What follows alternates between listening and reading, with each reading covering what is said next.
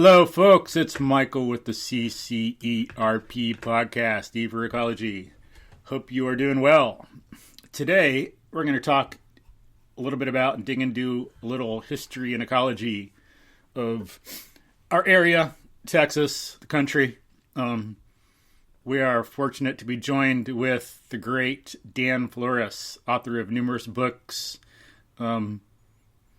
We'll put a link to those in the show notes. You can look them up, recommend reading them. Dan, could you say hi and introduce yourself to the folks? Absolutely. Thanks for having me on and being interested in my stuff, Michael. My name's Dan Flores. I'm a writer who lives just outside Santa Fe, New Mexico. And I've spent a lot of my career, most of my career as a university professor and a variety of places, one of them in Texas. I was at Texas Tech University for about a dozen or 14 years back in the 80s and early 90s. But I spent most of my academic career at the University of Montana in Missoula, Montana. And I retired from there about 6 years ago in order to be able to write full time. So that's what I've been doing, and it's cool. I have to say, writing full time is kind of the ideal life. Huh? Nice. Yeah. How do you manage that with how much time you're able to actually sit down and write, and how much you just can't take it anymore and got to get up and move around or get brain dead or something? Well, I usually start out the day by getting up and moving around, rather than I don't do the old Hemingway strategy of getting up early and writing between 7 o'clock and 10 o'clock. I mean, Hemingway's idea always was he wanted to be done working by 10 o'clock so he could start having his first round of drinks. But yeah. I tend to work the other way. I usually spend the mornings out in the beautiful natural world of Santa Fe County in New Mexico. I live outside town on some acreage and have a lot of wild country around me. So I will get up, and my dog and I will go for a run or go for a hike in the canyon behind the house, or do something outside for most of the morning. And then sometime in the early afternoon after lunch, I'll sit down and start working. And I usually try to work through the sort of slack times of the day, 1 o'clock, 2 o'clock, 3 o'clock, and then when the light starts getting nice again around 4 or 5 o'clock in the afternoon, I'll break off and head outside and spend some time outdoors again. Cool. So I've got this kind of, and I have to say the pandemic's a great time to be writing a book, because in pre-pandemic times, I mean, one spends a lot of time traveling around and talking about the books you've already written, and just traveling for recreation and fun. And in the last year, obviously, or the last 10 months, I mean, none of us has been able to do very much traveling at all. I mean, I had all kinds of talks lined up in 2020, all of which got called off. So I've gotten to pretty much stay home and work. It's been a pretty intense kind of year of reading and writing and enjoying the natural world and not seeing very many people, I have to say. Yeah, that's harsh. Yeah, sometimes it's driving me crazy. I think I must have been autistic spectrum or something growing up. So maybe it's a little easier in some ways, but I think I would diet, being outdoors more, put it in remission or cured it or something. Whatever the thing was, autism or whatever. And so, it's different now. And I'm kind of, being a private tutor, I'm around people all the time, tutoring privately. And then when this hit, Sure. It was harsh. It was okay for a little while, but man, it started to get to me. It's geez, where's my personal contact? Well, we evolved as social animals, and so that's our our first impulse is to be around groups of people. I mean, this is just how humans emerged in the evolutionary river. We're part of that big component of species out there that live lives in concert with other members of our own species. But we do have, we've had the experiences in our long history of times, and they've often been caused by disease epidemics, when we have to do the fission thing, when we have to break apart and scatter and stay away from one another. And, we don't, as we've learned here in the last year, we don't do it particularly well after a few months. I mean, we start pining for being around other people again, but we certainly have that ability. I mean, humans are categorized as one of the 19 or 20 mammals around the world that are fission-fusion animals, so that we primarily spend our lives surrounded by people, but we have this ability to break away and stay away. And it's been one of the things that's enabled us to survive, because we've been beset by disease epidemics a lot of times in human history. And this is usually how we've been able to get through them and to keep from being wiped out or taken down to very small numbers, is by scattering across the landscape and staying away from one another. Interesting. I hadn't thought of it like that before. Wow, cool. Yeah, well, that's true. I mean, this is what we've been doing here in the last year with what we have been calling social distancing. This is something we have done across human history many, many times before. Wow. I mean, just as one example out of fairly recent American history, in the 19th century, when disease epidemics like smallpox and cholera began sweeping through Native American communities across the United States, the groups of people who tended to survive them were the ones who were nomadic, who were able to scatter out across the landscape. And the people who were living in villages, in towns, and who stayed in towns and thus were aggregated together, ended up being really hard hit by those epidemics. Makes sense. Kind of like Europe during the plagues. But so, could you, for folks, discuss this? You said this fission thing. What's this like fission thing? Like, Like what? And what do you mean by that? And what are fission-fusion is an idea that I spent some time on in my book of 3 or 4 years ago, Coyote America, where I was attempting to do a biography of coyotes as a species, their evolutionary emergence in North America, which goes back more than 5 million years.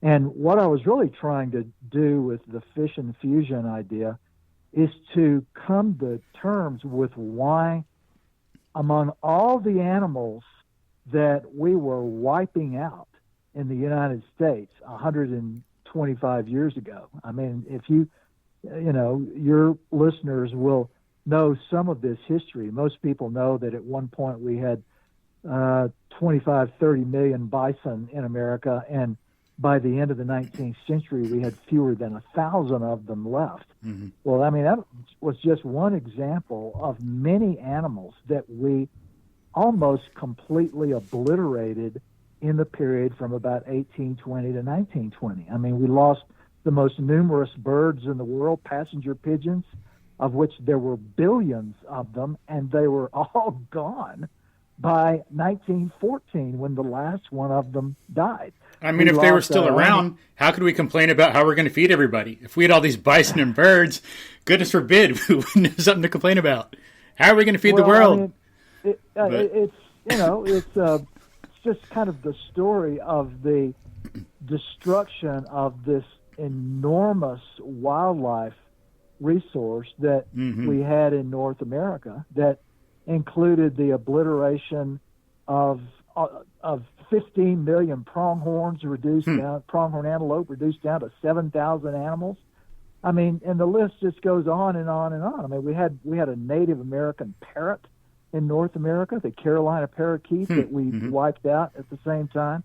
Well, the reason I got interested in the coyote story is that while all these other animals were being exterminated across North America in that 100-year period between 1820 and 1920, coyotes somehow, I mean, we get rid of wolves, but somehow we're not only not able to get rid of coyotes, but coyotes seem to expand their population, and they certainly expanded their range. They spread all over North America at the same time that all these other animals were going extinct. And so the question that raised for me was, why? What did they have going for them? And in the course of my research into the biology and the ecology of coyotes, what I came to was a recognition that coyotes, having co-evolved alongside larger gray wolves, had long ago come up with several adaptive strategies for surviving persecution and harassment. And when we got rid of wolves, and we were the ones who were doing the persecution of coyotes, they just brought to bear those same adaptive strategies. And the primary one was this one called fission-fusion, where coyotes, mostly like us, they mostly are social animals. They exist in packs most of the time. But when we started trying to poison them out and trap them out, and basically we tried to exterminate coyotes. I mean, we had a deliberate government policy with a law passed by the National Congress to wipe them off the face of North America, and they survived it. And one of the reasons for that was because whenever they would be persecuted, they would go into fission mode, which meant that rather than being social animals, they would scatter out as singles and pairs across the landscape. And in the course of doing that research, one of the things I came across was that there are only about 19 mammals around the world that share that evolutionary adaptation, and human beings are one of the other ones. I was wondering about that. What are some of the several times in our history managed to escape being wiped out by disease by doing this. Cool. What are some of the other mammals that are like that? Well, jackals in Asia and now in Southern Europe are one of the animals that in particular are kind of famous for having that ability.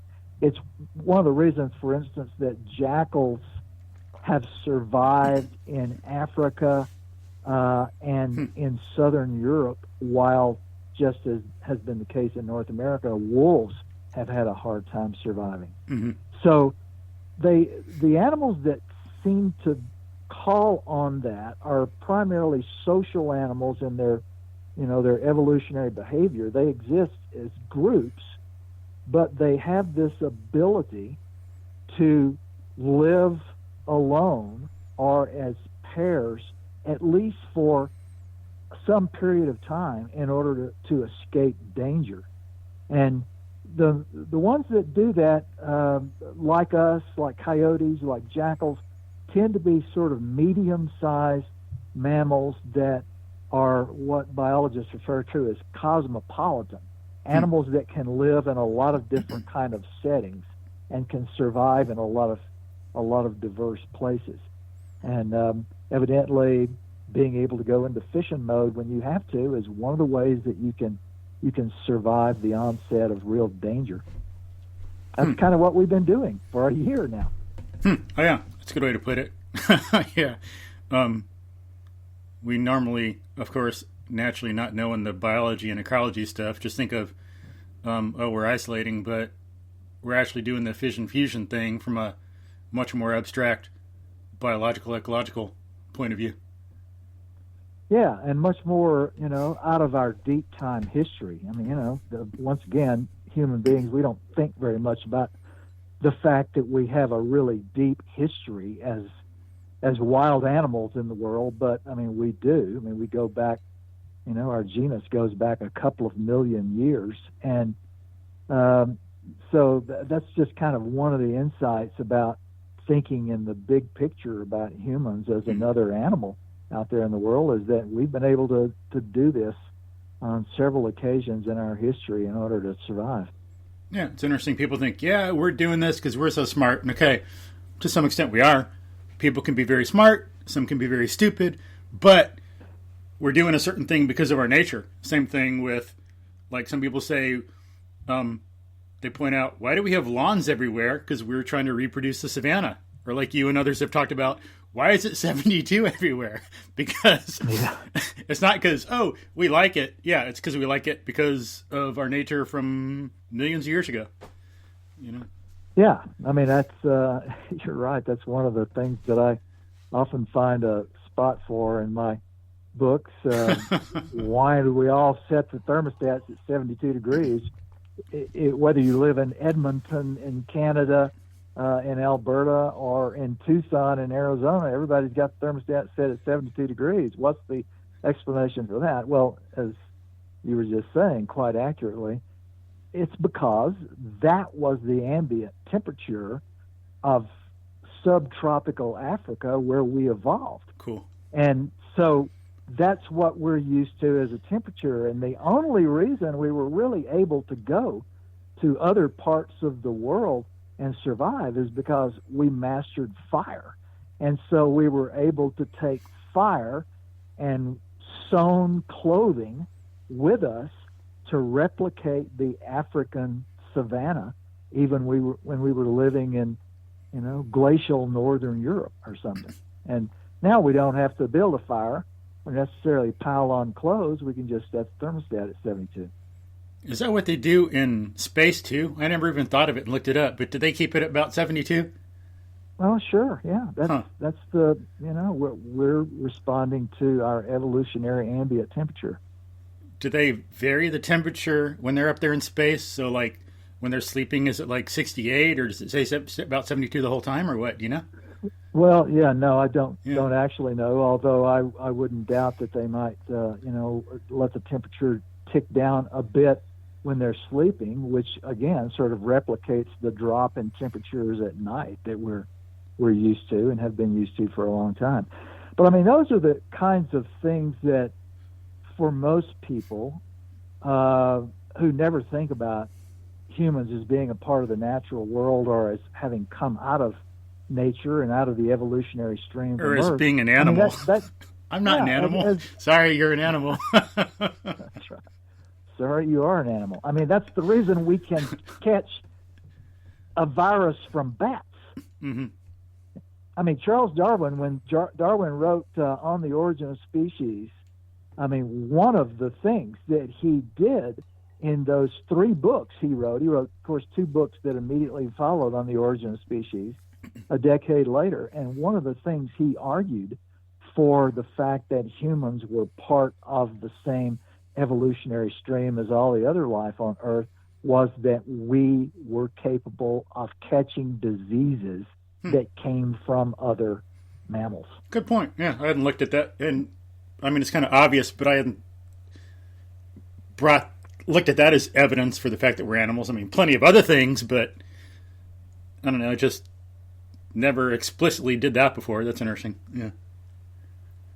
Yeah, well, that absolutely is one of the things that characterizes us as a fellow out of the evolutionary stream, is that we're so similar to all these other creatures. I mean, and it's not just all mammals. I mean, some diseases we catch from birds as well, but life on Earth is built on the same platforms, and what that means is that we're all susceptible to sharing the diseases that emerge in other species. Mm-hmm. And actually, one thing I've seen, I have to dig it up to try to find the source again, but I think someone thinks that actually the virus might have come from a snake. And I think with a DNA analysis, I think that's what they based it on. I'll have to look it up, but because I don't think they're 100% sure it's a bat, right? It's just that's what they suspect, but it could be something else. Well, yeah. Or it could be it's a Chinese lab. It's a Chinese that develops in a lab. That's what it is. Yeah, right. Well, what we think is that it's a bat virus, but it may have gone through another species or two before entering humans. Excuse me. I mean, pangolins are one of the possibilities as one of the intermediary species. A pangolin is a sort of an anteater-like animal that in Asia is widely killed and eaten, and in some of those wet markets in China, where bats and other species are sold to the public. Pangolins are another one of the species that's there, and so there's some suspicion. I've not read anything in a month or two about what the latest ideas are, but I think probably we don't have a definite answer yet. But we're pretty certain that the virus itself originated in bat colonies in China, but it may have gone through another species or maybe a couple of other species before it finally mutated sufficiently to be transferable to humans. And of course, a virus like that also has to mutate in a way that it not only can be transferred from an animal to a human, but then can be transferred between humans. And this virus has clearly, it's mastered that bridge. Yeah. I mean, it is remarkably highly transmissible. And all the new strains coming out. I don't know if there's a new one, but I think yesterday I saw on the internet that there was supposed to be some new strain in Houston that wasn't anywhere else from I think the article was dated 24 September. Causing, of course, since it's a new strain, causing more outbreak. Yeah, I think the new, this is, the coronaviruses don't mutate nearly as rapidly as influenza viruses do, for example. They tend to be a lot more stable. But, I mean, given the number of people that this virus has infected around the world, I mean, it obviously has enough hosts that it's mutating and it's changing some. The latest information I saw on that, which was a few days ago, was that, and this may be referring to the virus you're describing in Houston, is that there does seem to be a new form of it around that doesn't necessarily make it more dangerous, but makes it more easily transmitted. Sounds about right. So it's evolved in some way that that it's more easily passed between us. Yeah, because I remember him explicitly saying that it's not more virulent in the article. I don't remember the other part so much. I was just focusing on that. Yeah, that's probably the same same virus that I read about too. Not more virulent, but more easily transmitted. Well, yeah, hopefully it's not like one special one here and another special one in another city. Hopefully it's like the same one and it's more limited, easier to fight and stuff.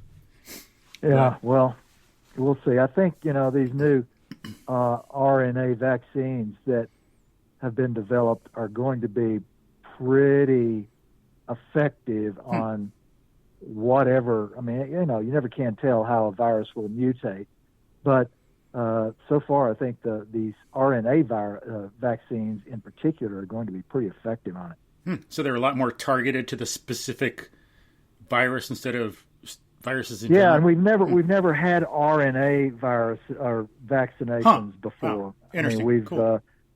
We've always gone a different pathway to come up with a vaccination. So, I mean, that's why the supposition is that these vaccines from Pfizer and Moderna seem to be so effective in the 95% range, whereas the influenza vaccinations that we get are usually only about 50% effective. Yeah.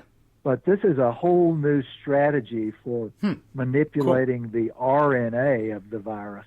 And that's, I think, why these vaccines seem to be really potent against it. Oh, cool. Then we just got to see how the virus adapts. Yeah. Well, that's right. We'll have to see. That's the way nature works. Yeah. It's like, I have a degree in math, and as I like to say to people a lot, it's like, calculus is easy. You want something complex? Biology. Nothing in mathematics adapts. Biology adapts and evolves and changes. Math does not, Well, that's the way it is. I mean, biology is a moving target. I mean, it is endlessly changing, and that's kind of, in ways, some of the absolute charm of it is that the biological world is not standing still. It's changing under our feet all the time. Yeah, fascinating. But didn't I make sure we got some of this clear. So like fission-fusion, fission would be breaking apart, going scattering around, fusion coming together.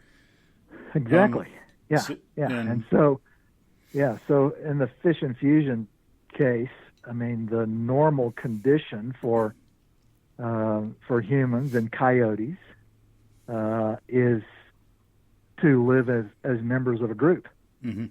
But and some animals, despite I'll just give you an example. One of the things that we think produced the tremendous attrition of gray wolves when the United States, pushed by the livestock industry, began trying to eliminate wolves from the lower 48. And one of the reasons for their attrition, one of the reasons why it only took about 30 years of the federal government, the Bureau of Biological Survey, really making an attempt, and all the state versions of it, to get rid of wolves, was because wolves were not fission-fusion animals. They exist only as fusion animals, as pack animals. And it became relatively easy for government hunters, for instance, to wipe out wolves, because if you killed one member of a wolf pack, you could use the scent of that animal and lure in and kill every other member of the pack. And I mean, I'll just give you an example of this. For instance, where I lived for almost a quarter of a century, Montana, when Montana was attempting, at the behest of the cattle and sheep industries, to get rid of wolves and coyotes between 1890 and 1920. Montana started out in the 1890s taking out something like 80,000 wolves a year and about 30,000 coyotes a year with its bounty program. By 1920, 30 years later, in 1920, in that year, Montana bountied only 8 gray wolves because they had been basically wiped out, but still paid bounties on 30,000 coyotes that same year. Interesting. And so coyotes had not diminished at all in that 30 years because of their ability to go into fishing mode, and wolves, without that ability, had essentially been wiped out in 30 years. Sad. Interesting. But, and so maybe buffalo are kind of fusion too, strictly, and so that's one reason it made them easy to kill off.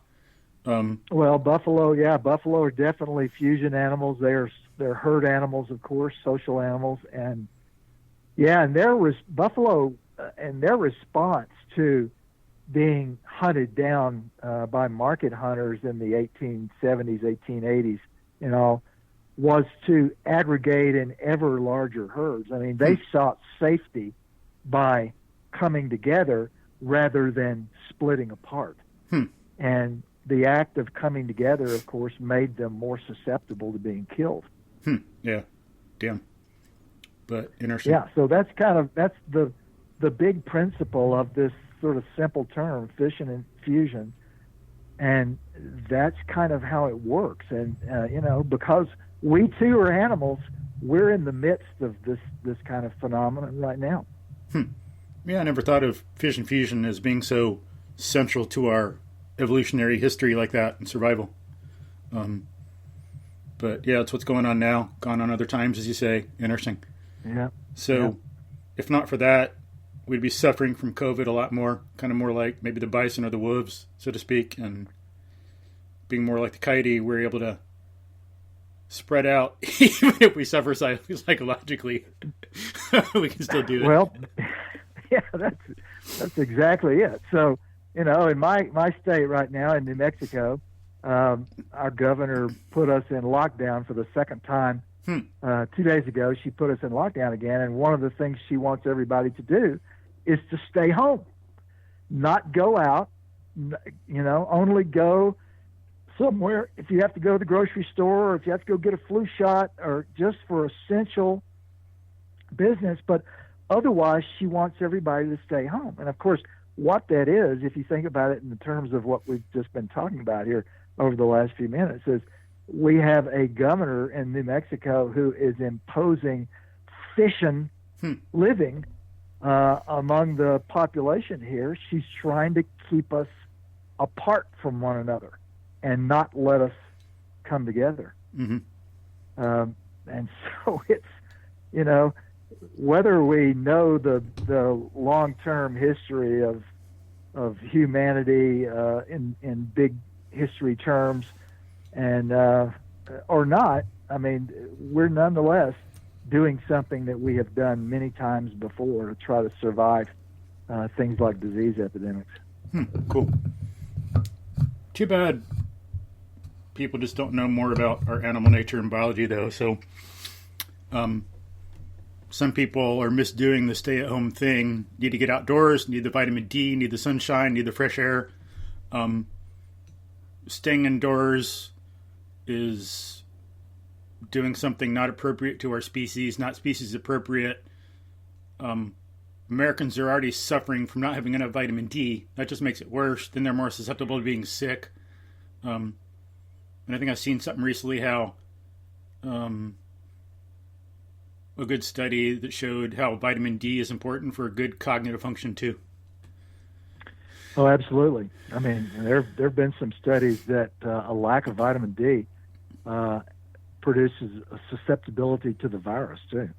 Yeah. So if you're not, you know, for people who, for whatever the reason, can't get enough sun, I mean, you know, and there are parts of the United States that are, by this time of the year, are getting very cloudy and overcast, and so you don't get very much sun. I mean, the word to the wise is to take a daily dose of vitamin D just to keep those levels up in your body, because without vitamin D, evidently, you're more susceptible to, I think, to not only catching the virus, but to having a bad time of it if you do.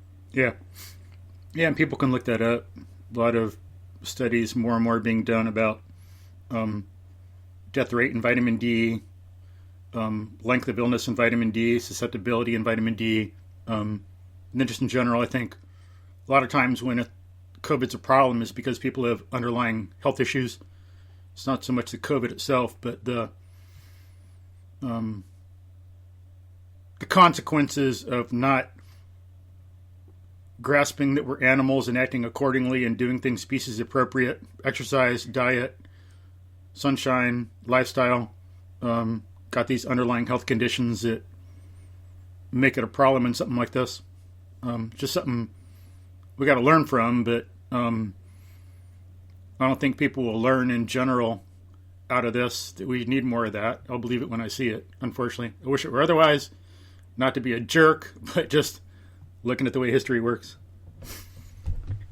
Well, I mean, you've got a podcast and you're putting the word out there, so maybe you'll have, you know, some good effect on the people who are listening to Hopefully. you. But yeah, all those things you mentioned are definitely part of keeping us healthy animals. Yeah. And in the places that are sunny, like where you live and where I live, I mean, there's nothing like being out there in the sunshine as much as you can. Yeah, and there's nothing more I'd like to see people in the United States being healthy, thriving, being their best, having a better culture. That would be nothing less than freaking awesome, or having the world be like that, you know? It's like, you know, it's more a matter of wanting to see people really live and enjoy life and be their best and not to, like, attack people. But, you know, the way some people are, like, they learn something, oh, you're not doing this, you're a jerk. But it should be, let's, like, help make people better, not, like, cut them down and crap like that. But anyway, so that's interesting about just, yeah, human nature, our ecology, how we react to disease, how we've done that through history. That's fascinating. I didn't know we'd get onto this topic, but I'm sure glad we did. It's like, that's pretty damn interesting. Kind of helps us see, we can think about that in other situations too. Disease spreading like the plague. What happened when Europeans came over to the United States, Indians suffering the disease, stuff like that. Just different examples of the same principle we're talking about with COVID and fission-fusion here. Oh yeah, absolutely. I mean, that's one of the largest human disasters in all of history is the introduction of old world diseases to the Americas at the time of settlement. With a population of people who had been separated from the diseases of the old world for 15,000 years. And in that 15,000 years of separation in the old world, we had begun to domesticate animals. We had begun to domesticate cattle and sheep and goats and horses and hogs and chickens and ducks. And from all of those domesticated animals, people in the old world had contracted various diseases. I mean, influenza, measles, smallpox, all of those come from the domesticated animals of the old world. Leprosy.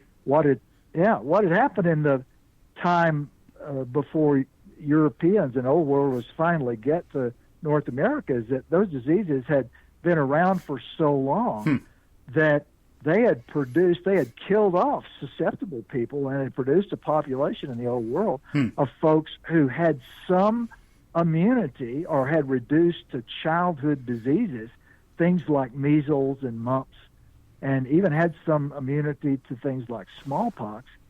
And the result was the population from the old world in coming to the Americas was already a selected population of people who were fairly immune to all these diseases. But they bring them over to North and South America and Central America in the space of about 75 years, maybe 100 years. I mean, the best estimates are that something like 90% of the native population of the Americas is going to succumb to this whole suite of old world diseases. And that's one thing that's interesting. It's like, just think if they weren't affected by the disease, how different history would be. We fought only 10% of maybe of the ones that were remaining. Even if it was 50.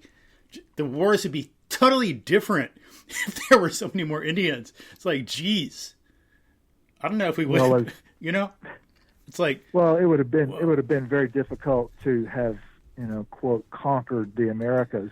Yeah. Because as the historians of this have stated quite plainly, far more native people died of the pathogens on the breath of Europeans than ever died from gunshot wounds or sword wounds or any kind of military conflict. I mean, the vast number of people in the Americas who succumbed to the arrival of Europeans died from disease. And so there, in many instances, there were never any major battles. There were just Europeans arriving, and I've in the book that I'm working on currently, in a chapter on the arrival of Europeans in the Americas, one of the things that an early European observer says is that we noticed, as he put it, that every village we visited, within days after we had been there, most of the people in those villages, had fallen sick and died. And that didn't happen, he said, in places where we didn't go, but everywhere we went. And of course, in the cause-effect idea of the time for Europeans, what this meant was, since they had no idea what the cause of diseases were, what to them this meant was that God favored them. Yeah. And had deliberately caused some disease to wipe out these native people and clear the landscape for Europeans to settle. I mean, that was the way Europeans interpreted this. Bizarre. But, I mean, I was struck by this particular firsthand account of someone who says that every time we visited a village within a few days, almost everybody in that village would be dead.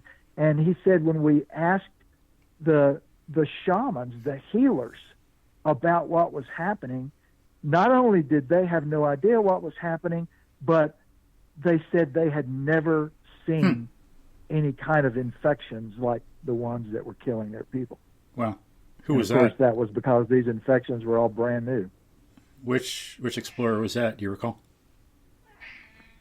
It was one of the, no, I don't recall. It was one of the guys who was in Virginia in the wake of the Roanoke, the settlement of the Roanoke colony in the 1580s. And what I was interested in, because the book I'm working on is about the relationship between humanity and North America's wild animals, I was primarily interested in what accounts these early descriptors were giving of the animal populations along the Virginia seaboard. But so I don't remember, this was one of the 4 or 5 people who, during the year and a half that the Roanoke colony survived off the coast of Virginia, that it was in place. And they were coming, and they had gone inland, and he had made this comment that I mentioned about everywhere they went, the people in the villages were dying in the wake of their visits.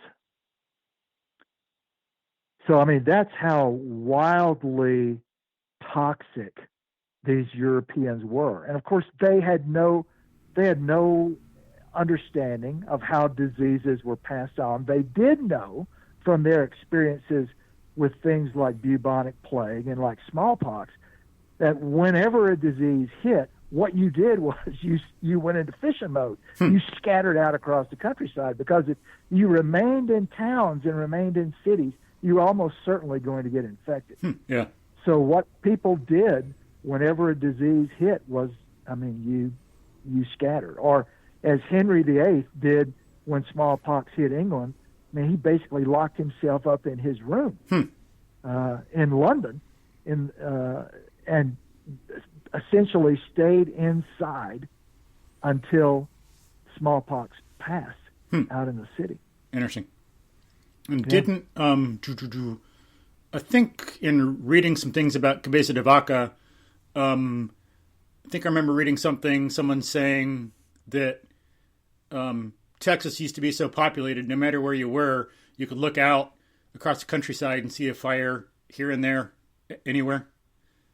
Yeah, I mean, one of the wonderful things about Cabeza de Vaca's journey that speaks to that exact thing is that when he and the other 3 survivors finally get permission to basically leave the settlements along the coast there between Houston and Galveston and go inland. And of course, what they want to do is they want to go inland and then to the west to try to find other Spaniards.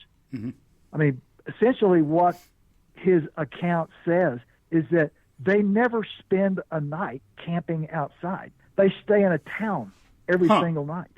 Wow. Because the country is so densely settled with people that, I mean, you don't go more than a few miles until there's another village. Wow. And so they stay in towns literally every night. But of course, in addressing what we've been talking about, I mean, the reason that those 4 guys with Cabeza de Vaca in the lead are able to do this after being essentially captives for several years, suddenly now they're freed and able to travel across Texas and the Southwest, is because their Spanish shipwreck has introduced disease. And for some reason, then, as the natives notice, everybody else is dying of the diseases, but these 4 people don't seem to be affected. And so they were regarded as being supernatural and healers and magicians and sorcerers and shamans. And as a result of that, they were able to travel, without escorts across the early Southwest in search of Spanish towns, which they finally find. But I mean, it's in the context of this introduction of disease, and here are the Europeans who don't seem to be affected, while the Indians are dying on all sides, and so it elevates them in the eyes of the native people, so they're able to travel. Oh, that makes sense. Yeah, because I've read that they were able to heal people, or thought they were able to. Some of the Indians thought they could heal people, some things like that. But that's a good point that if they're not getting sick, they might be regarded as favored. That would help elevate them, as you said, keep them safe. Interesting. Yeah. Well, it did. I mean, of course, that story is that's one of the great early European stories in North America. I mean, these guys who are shipwrecked on the Texas coast, and after several years, only 4 of them are left, and they managed to travel, do essentially a transcontinental travel from the Gulf Coast, literally to the Pacific Coast, where they finally began to find other Spaniards down in Mexico. But yeah, that's one of the great stories. I've always wondered why someone hasn't done a historical dramatic movie of it, with no doubt Antonio Banderas playing Cabeza de Vaca. Yeah, that'd be great. But there's other good things like that too. Like some guy, black guy, was a U.S. Marshal. That'd make a great movie. He would rarely use a weapon. Didn't need to. Just so clever. Very highly regarded U.S. Marshal. Captured a lot of people. Don't recall his name right now. Or what's his name? The guy that was friends with Abraham Lincoln. Oh, Frederick Douglass. I'd love to see a movie about Frederick Douglass. Indeed, yeah. That guy was a total beast. Yeah. It's like, geez. Self-taught. Yeah. Beat up there was some guy who was supposed to beat up slaves to control him, and Frederick Douglass beat him up.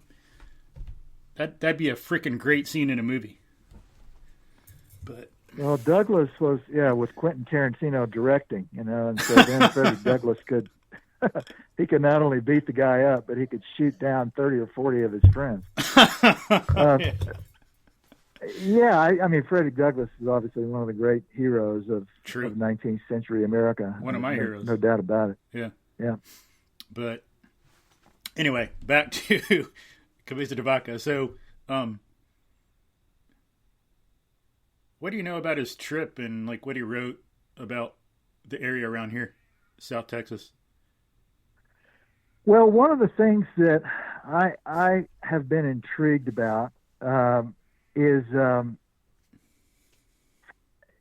especially given the idea that we have in American culture when we think about the encounter between the old world and the Americas, we often think of America as this kind of virgin paradise, filled with animals, just teeming with wildlife of all kinds. But that particular image of America is really one that formed in the wake of the disease epidemics that wiped out much of the native population. And with the destruction of as high as 90% of the American Indian population, that meant that wildlife was able to expand dramatically. And so those early images and ideas about virgin America with all this abundant wildlife is really the post-epidemic period. Cabeza de Vaca was kind of like there. A movie, like post-apocalypse. Yeah. Yes, it's the post-apocalyptic period that produces this great wildlife abundance. And Cabeza de Vaca is our corrective, or one of our correctives for that, because he's there in the 1520s and 1530s before these disease epidemics really run wild across North America. And what he describes on the Gulf Coast, all the way basically from Florida over to Texas, and then even inland, in fact, is not a landscape that is absolutely brimming with wildlife. I mean, he describes, as he lives those several years with the Indians around Galveston Island on the Gulf Coast of Texas, he describes a place where he says 1 out of every 10 households even has a single deer hide in it. And the only time of year when everybody really eats well is when the prickly pears are producing fruit. And that only lasts for about 3 months. And then when that's done, everybody is basically scrounging, trying to find enough food to eat. So he's describing a situation before the apocalypse where the Indian population is high enough that that wildlife populations are actually pretty suppressed. I mean, the only group of people that Cabeza de Vaca travels through, that he says have a huge abundance of things to eat, are basically the buffalo hunting people of the southern high plains. And when he gets among those people, he said, okay, they've got lots of goods, lots of things to trade, plenty to eat.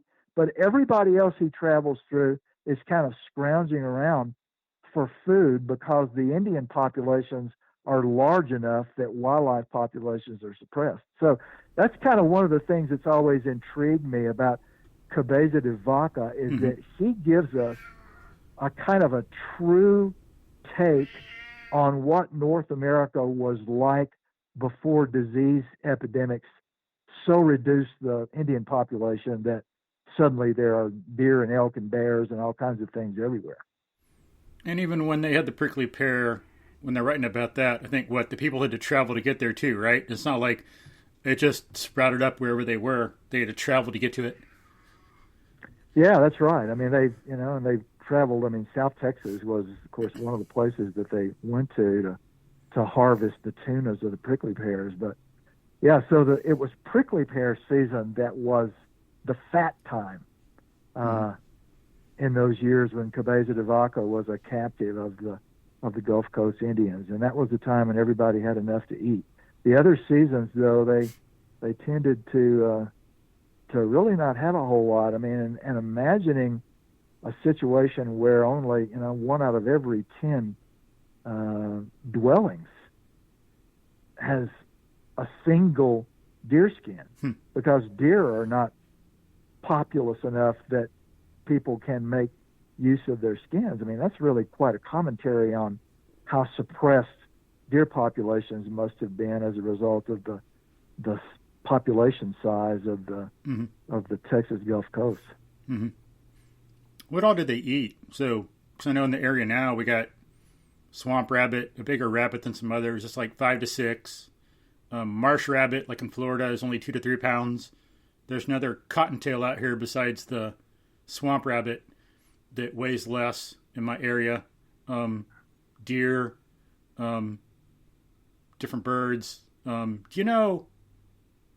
Did Cabeza de Vaca or anybody write about how much river mussels were part of their diet? I don't recall that he says a great deal about what they ate during the slack times, during the times when the prickly pears weren't ripe. But some of it was so disgusting, he said he wouldn't even write about it. Yeah, and I think because it was fairly common for Native people to you didn't waste very much. So if you did kill some kind of a mammal, a deer or a raccoon or something, people ate everything, including the entrails. And I think that's probably most Europeans of the time regarded that as as very unsavory. But so I don't recall that he said a great deal, but he did.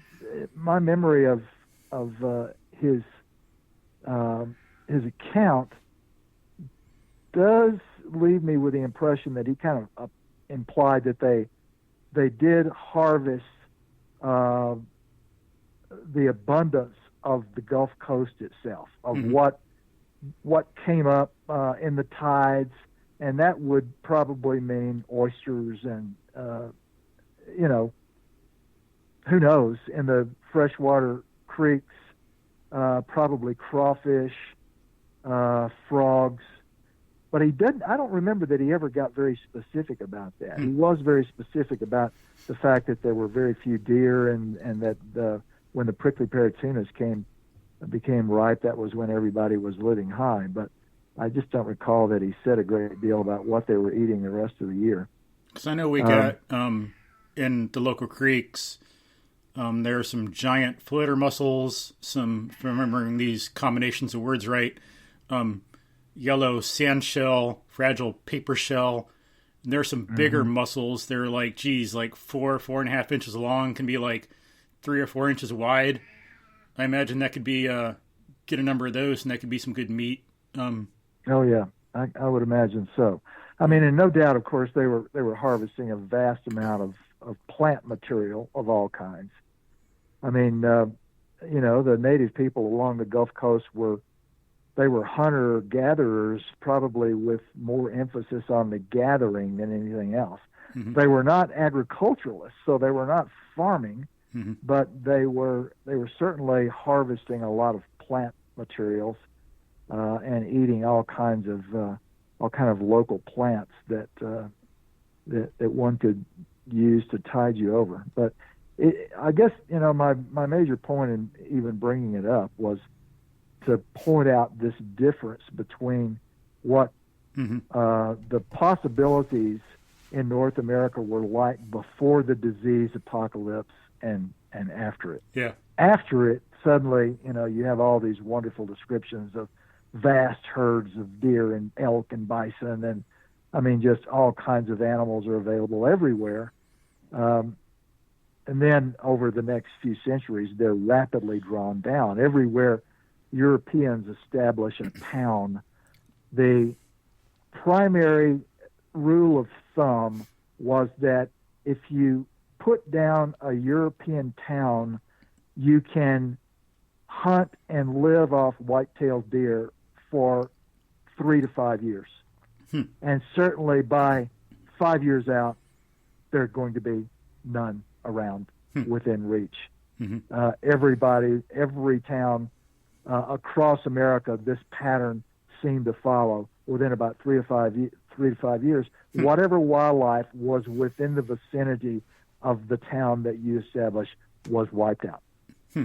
I mean, and that was one of the incentives for people continuing to push west and found new settlements. I mean, and it became an incentive for native people to do the same thing. There were a lot of Indian people who were also migrating westward during the 17th, 18th, and 19th centuries because there was always more wildlife farther west than there was from the Atlantic shore, say, to the Appalachian Adirondacks. I mean, that country was fairly quickly hunted out. And then from the Appalachian Adirondack crest to the Mississippi River, that was hunted out basically between about 1760 and 1820. Almost everything was hunted out there. And after 1820, it's basically west of the Mississippi. It's out in the American West. But yeah, that was the pattern. I mean, and Europeans had come out of this tradition where only the elites, only the kings and the nobility got to hunt in the old world, in France, in Europe, in Germany. And when Europeans migrated to the Americas, all those restrictions were gone. So we kind of regarded it as one of our franchises that we got to hunt everything until all the animals were gone in North America. And no colonial law against hunting deer or wild turkeys. The laws were ineffective because there weren't game wardens anyway, but nobody paid any attention to them. We just regarded this as one of our franchises as Americans, that you got to hunt animals anytime, anywhere.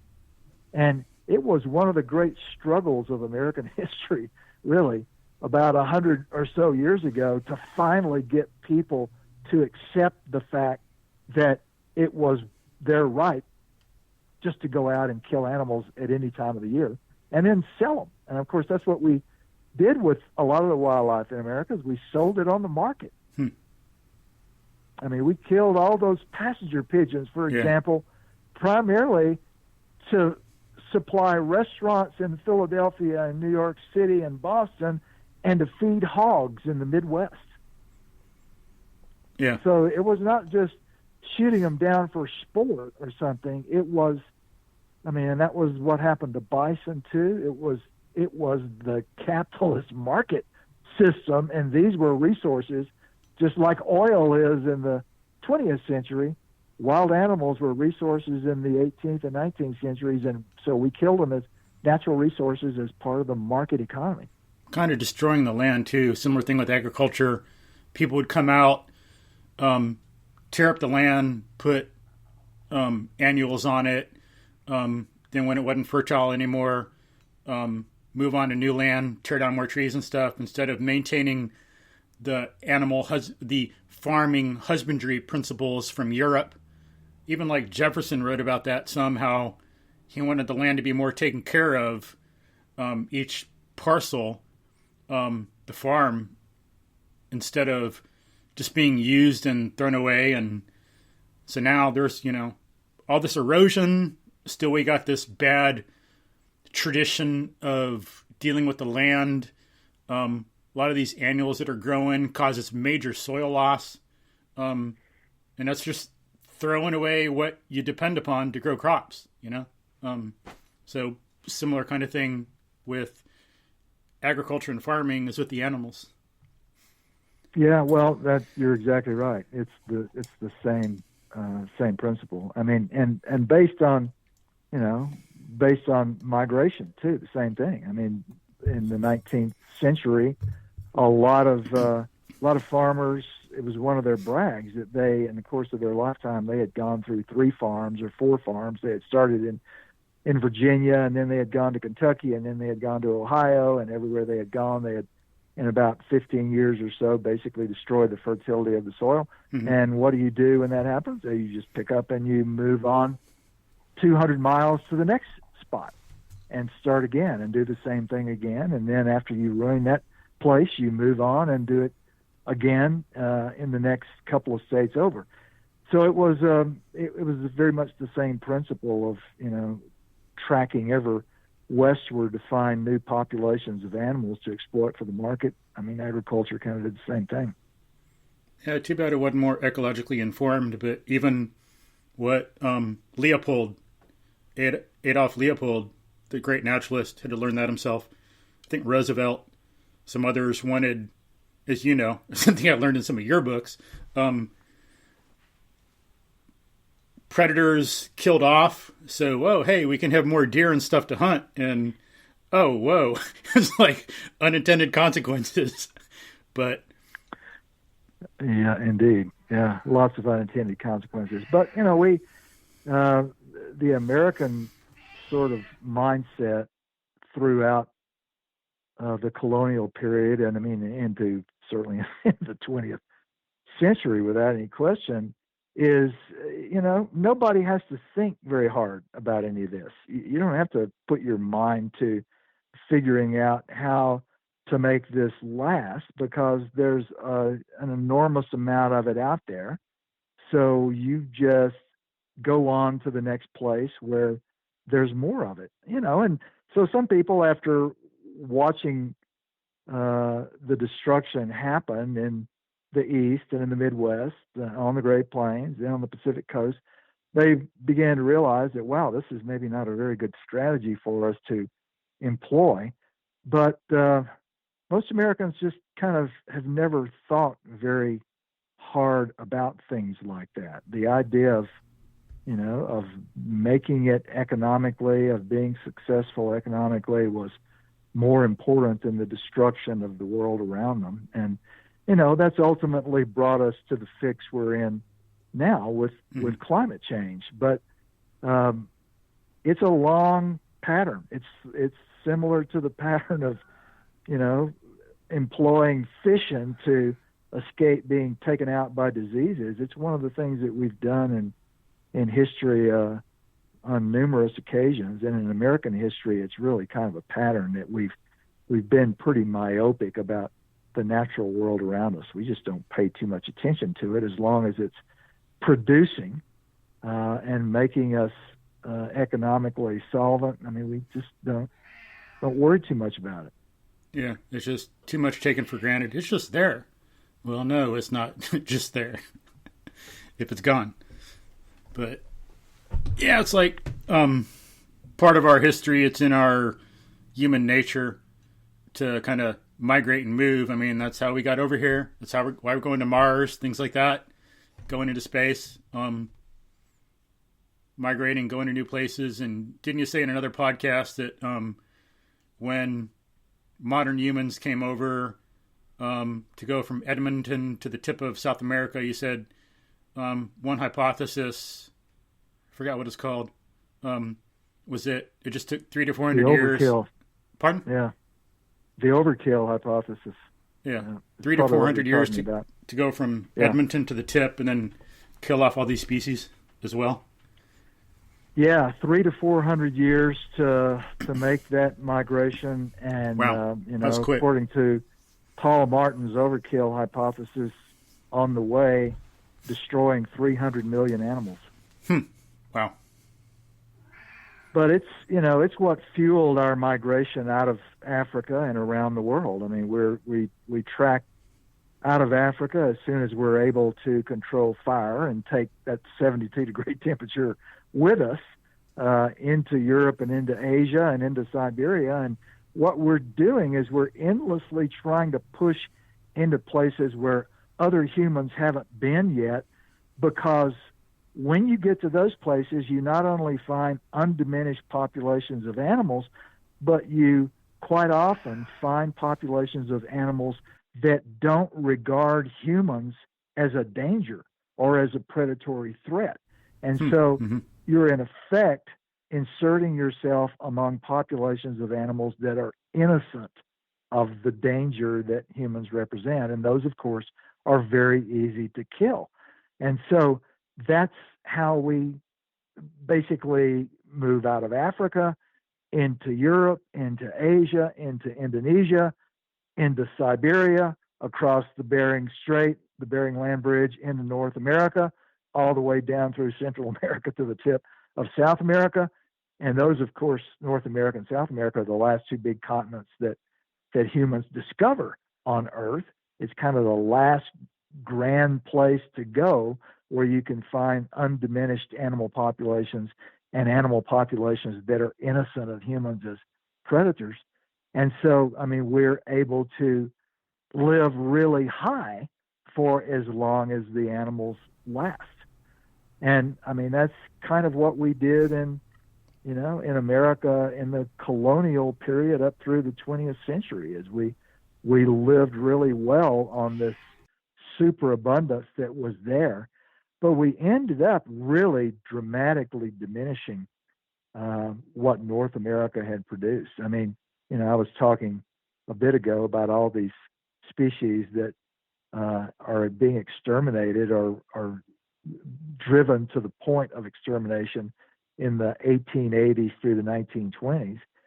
But if you've ever read a journal entry that Henry David Thoreau made in 1856, Thoreau kind of puts all of that into perspective, because what he was writing about was the Massachusetts he inhabited in the 1850s compared to the Massachusetts he had read about when the Puritans had arrived, and people like William Wood had written these descriptions of all these diverse species of animals, huge populations of them, that in the wake of the disease epidemic that had taken out the local Indians, were populating Massachusetts. And what Thoreau sat there one morning in 1856 and wrote about was, he said, it's like a symphony where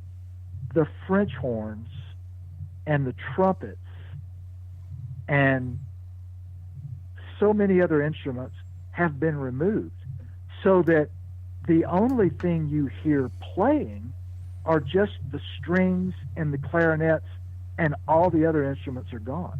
Or he said it's like looking up into the night sky and realizing that all the best stars and all the best planets have already gotten plucked out of the sky by some demigod before you ever come along. And so what it led him to realize was, he said, I'm the one who's suffering from this. Yeah. I'm that citizen whom I pity, because I want to know an entire heaven and an entire earth, and instead I've got this damaged thing that I witness and am part of. Amen. So what all those people did who wiped out passenger pigeons and Carolina parakeets and great auks and diminished bison to the point where there were only 1,000 of them left, and pronghorn antelope from 15 million to 7,000, and on and on and on, wolves to the point where there were none left, not even in Yellowstone National Park in the late 1920s. What they did was they left all the rest of us down the timeline impoverished. We don't ever get to experience that.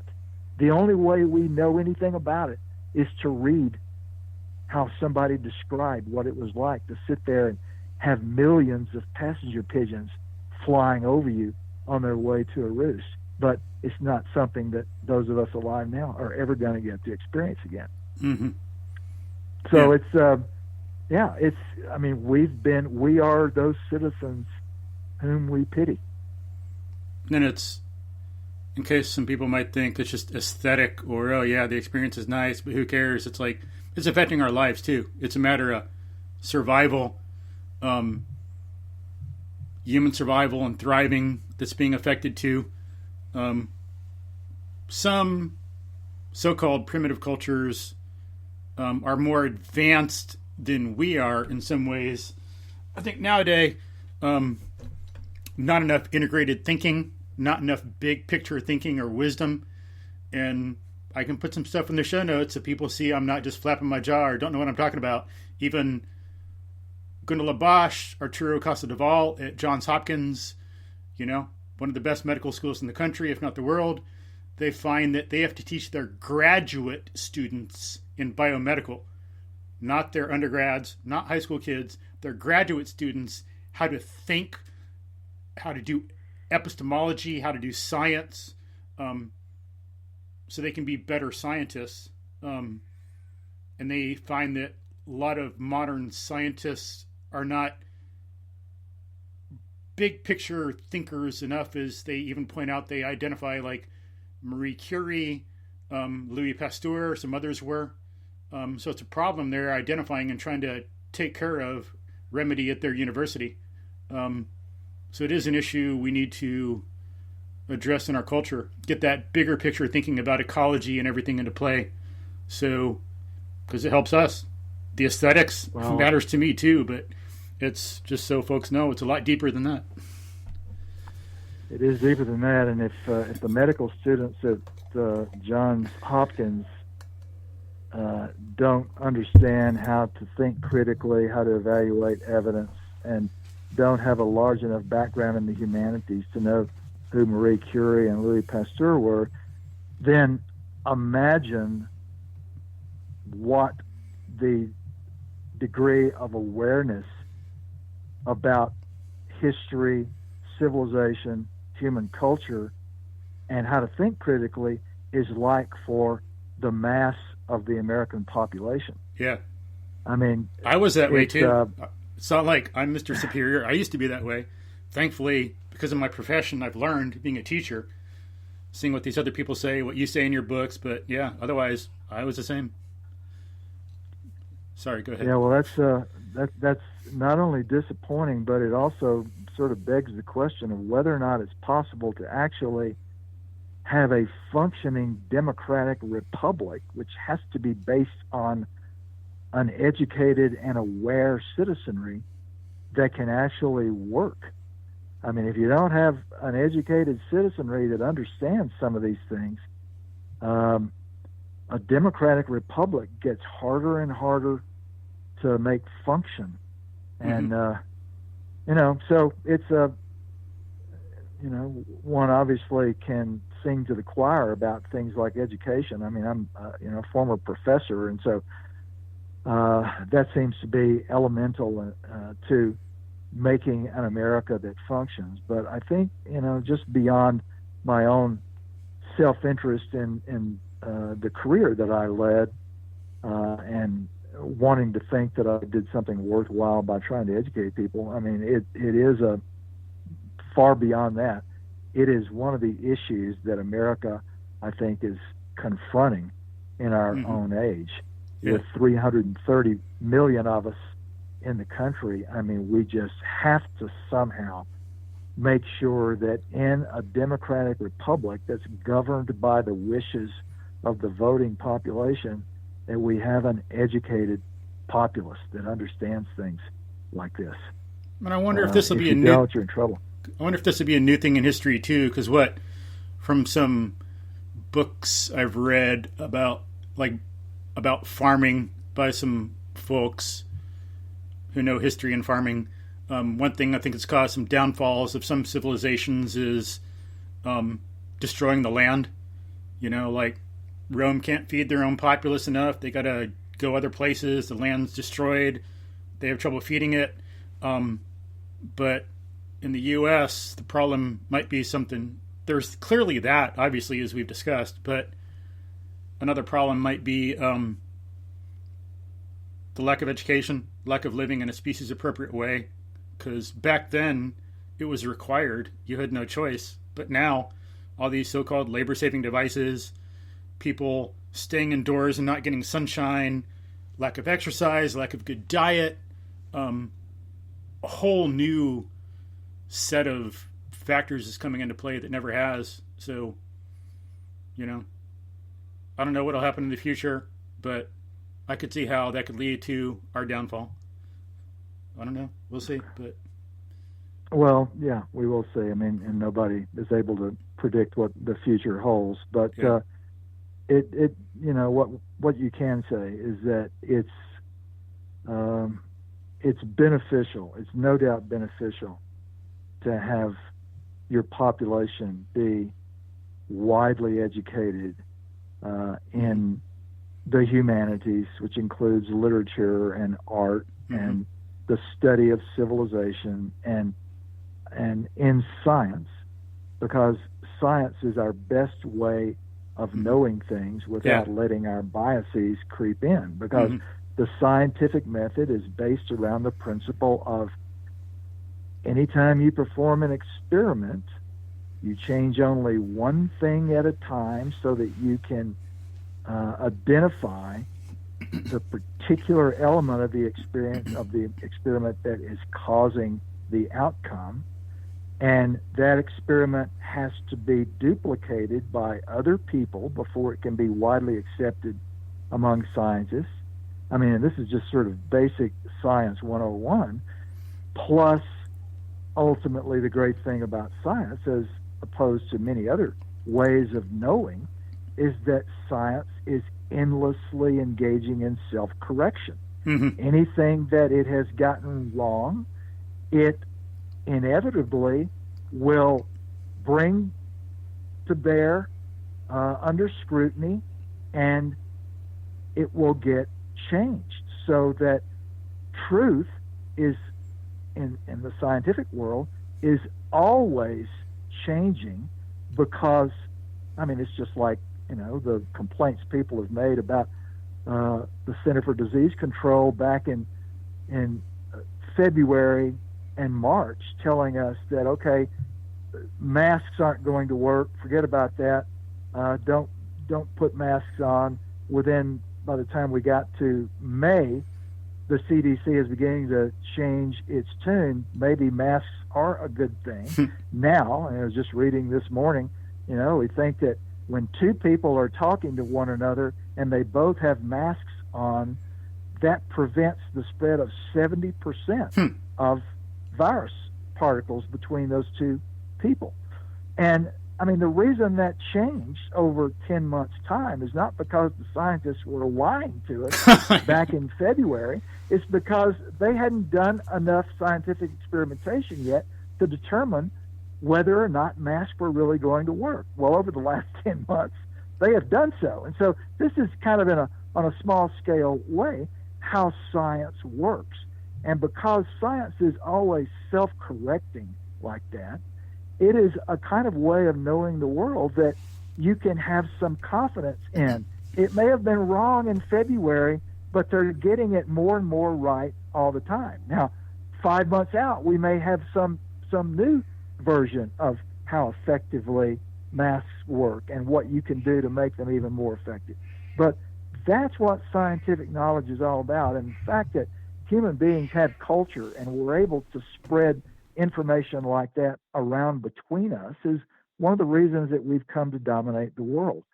So, I mean, this is just the sort of thing that it seems to me for a successful future of the human species, we have to come to terms with a world where as many people as possible understand as many of these things as they can.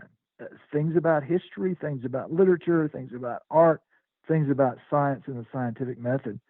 And the closer we get to a kind of a realization of that, I think the better we're going to be off in terms of our survivability on the planet. Because it takes knowledge like that, especially as many of us as there are now, in order to make a planet that's going to have a long-term future. Yeah. I think some of that's like essential too, like really getting to know physics or chemistry right in any of the sciences without a historical perspective. People don't really see it, how science really works, how it develops. You learn a lot about logic and epistemology and the mistakes people can make. Like there's some books I've read about the history of physics that have helped me understand science a lot, way more than just taking some physics courses in college where it's just memorize and forget, regurgitate. You don't know why things happen. But like Introductory Physics by Dr. Herbert Priestley. He was English, Royal Air Force, came over as, forgot what it's called, interact between the English and American governments during World War II, stayed in the U.S., taught in Virginia. Very interesting book. I don't agree with what he says about science or the scientific method, but the history of physics is fascinating.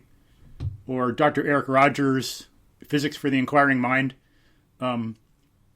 That gives you a whole different take on and understanding of physics and science.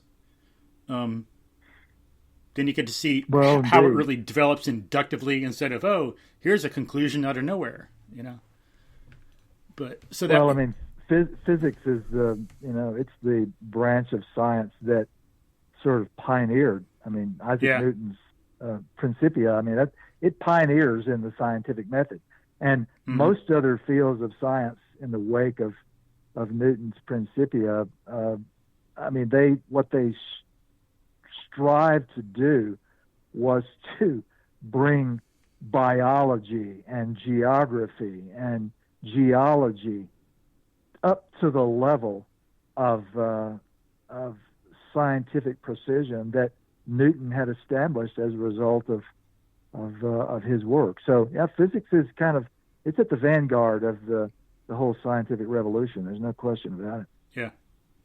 It's important. I wish, though, in our culture there was more emphasis on biology and ecology and less on physics. Physics is important. We learn a lot from it. But that's one thing I've noticed. A lot of the problems we have come from just not having enough biological or ecological knowledge about how to live to be a human. Physics gives us a lot of good things, but without that broader context of ecology, we're not going to be successful at living. It's like, cool, you got a lever, but why does it matter? Yeah, I agree. Obviously, I mean that's branch of the sciences I've been drawn to. Of course, I've been a humanities guy all along, but my stuff has always been informed by the sciences, and it's particularly been informed by ecology and biology. Those are the things that have intrigued me, along with anthropology and archaeology and paleontology. Yeah, same. And, it kind of goes on and on. But that's just I think once you develop an understanding of the principles of how those fields work, and really of how science works, then you can read profitably in a lot of areas. And my philosophy as a writer has always been, I try to go to the field that's going to yield up the best answer to the questions that I have. Mm-hmm. And so if I have a question about, early humans in North America, I go to, paleobiology and paleontology and archaeology and see what the people who are working in those fields have to say about it. Go ahead. Well, I was just not really anything of any grand import other than to say, one can hope that America has a future where we're doing better at these kinds of things than we seem to be doing at present. Mm-hmm. We don't seem to be pulling this thing that you and I have been talking about as an ideal. We don't seem to be pulling it off very well right now. Mm-hmm.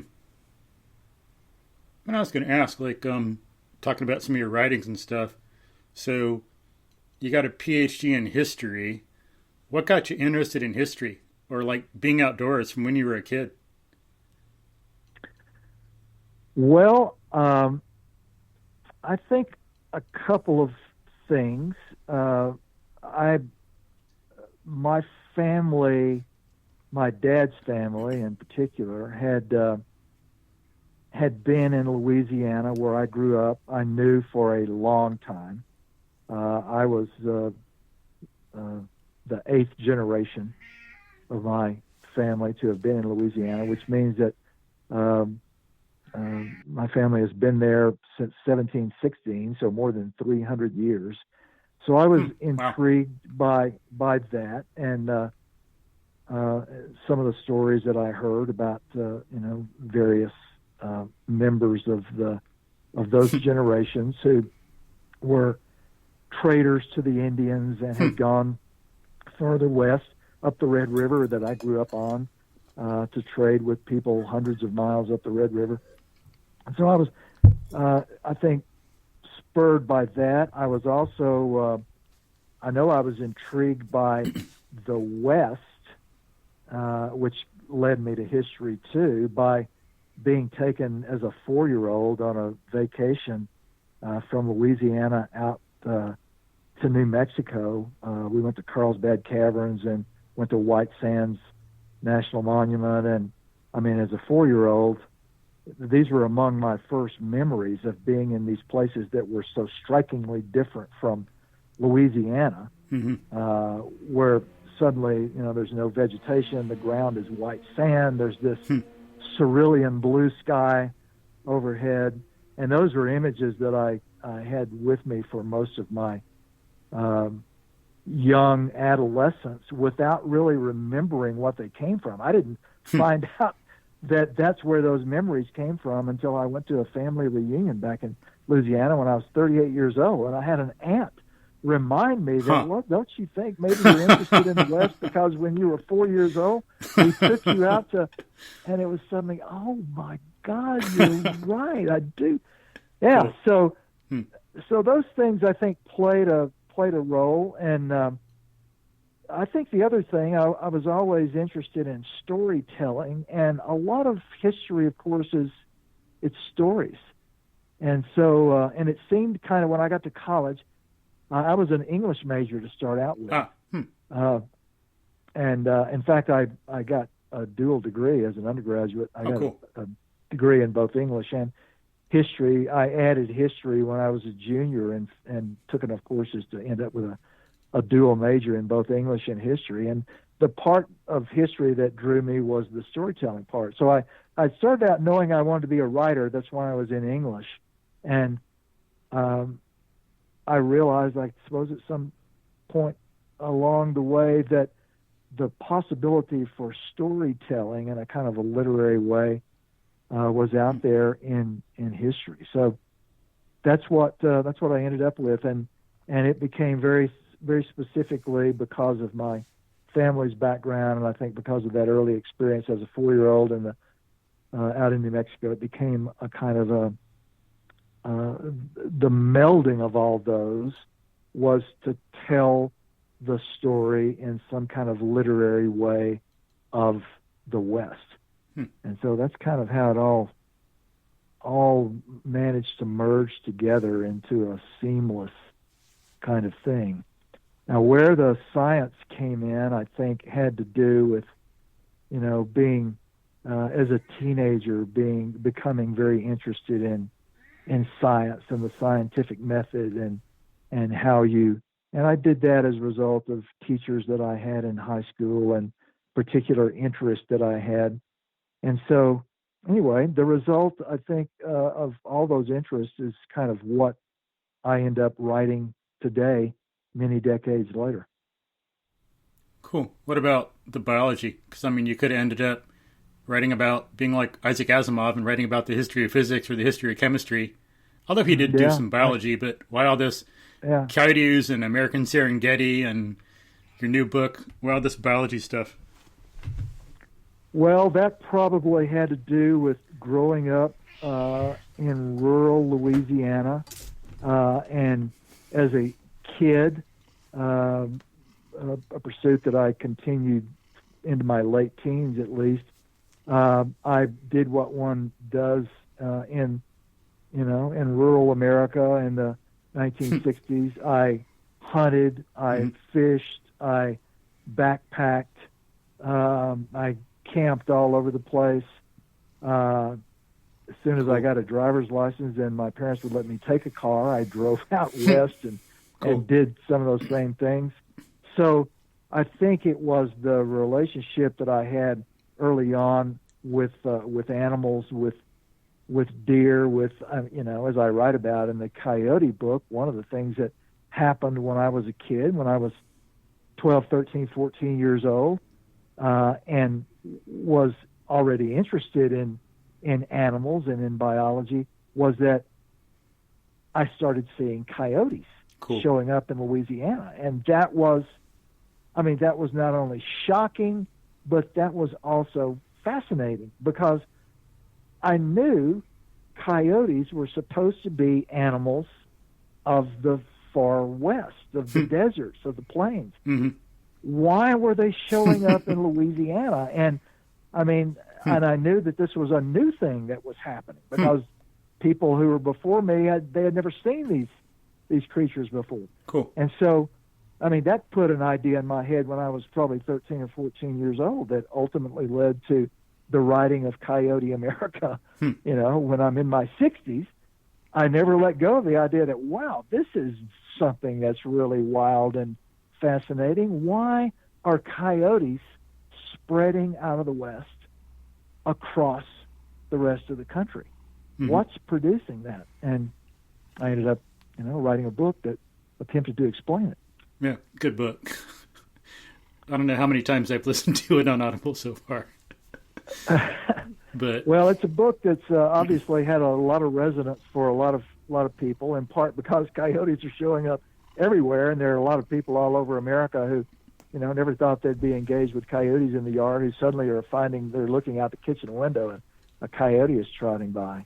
And I like the way it's a fascinating animal, as I'd say in that book. Mm-hmm. Except for us, I've never encountered another species that's got a story as intriguing as coyotes do. They just really have had a roller coaster of a biography through time, and it's very reflective of the human experience too. That's the reason I call coyotes avatars in that book. Is I think in a lot of ways their experiences in the world have kind of been a mirror of our experiences, and we've made them stand-ins for us. Native people did with their coyote stories, and we did the same thing with the Roadrunner cartoons, where Wiley kind of is an avatar for modern humans. So yeah, it's a really fascinating animal that I think when people encountered the book and read that story, they recognized the same thing that I recognized in it was, wow, by knowing about this animal, I can find out an awful lot about North America and about myself as an animal species. Yeah. And I think that's at least one of the reasons why the book has been successful. I like the way you write it. It's about the coyote, and we learn a lot about their biology, but instead of focusing only on that, you've got their history, their evolution, yes, their biology, their ecology, first culture, Native American beliefs about them, how they interact with modern culture. Yeah, it's like folklore. Yeah. Fascinating. It's as I said a few minutes ago, when I sit down and work on something, I always have a lot of questions, and so I tend to go to the fields of study that I think will yield the best answers to those questions. And what that meant was, with a book like that, you end up reading a lot of anthropology and evolutionary biology and history and cultural studies, and on and on and on. And so you just have to read in a lot of different fields, and that's kind of what informs that book, is information from a lot of places. Cool. How many years did it take you to write that? I know it goes back, it was like decades in the making, so to speak, and there was a lot of learning that went into it before you even sat down to write it. But what about the actual writing, when you finally made a decision to do it? How long did that take? Well, it took about 4 years to write it, and it probably wouldn't have taken that long. I probably could have done it in 2.5 years, but I was writing it at a time when I was still teaching at the University of Montana. I was still directing PhD students, and so my creative attention was getting pulled away to help somebody with a dissertation they were working on and so forth. So my creative energy was kind of scattered when I was first working on it. But about 4 years, it took about, I wrote chapter 2 first, and that's the chapter that is called Prairie Wolf. Mm-hmm. And Prairie Wolf was the easiest one to get at initially, because much of it is about how people who went west in the 19th century, Lewis and Clark, Mark Twain, and others, were reacting to coyotes. And the reason that was important, of course, in the story of the coyotes is that, unlike a lot of other animals, unlike bears and wolves and foxes and things, for example, all of which also occur in Europe, Europeans had no prior experience with coyotes. I mean, when Europeans came to North America, we didn't ever see coyotes until we went beyond the Mississippi River, because all the coyotes at that time were still in the West. And so this was a brand new animal, and nobody knew exactly what to make of it. In other words, instead of coming at the animal with centuries of stories and folklore traditions the way Europeans did with bears and wolves, we sort of took on coyotes as a blank slate. And so I had all these books in my library that preserved these early descriptions of initial encounters with coyotes. And so I started out doing that. So I wrote that second chapter, Prairie Wolf, as the first thing that I wrote. And then it wasn't until probably a year later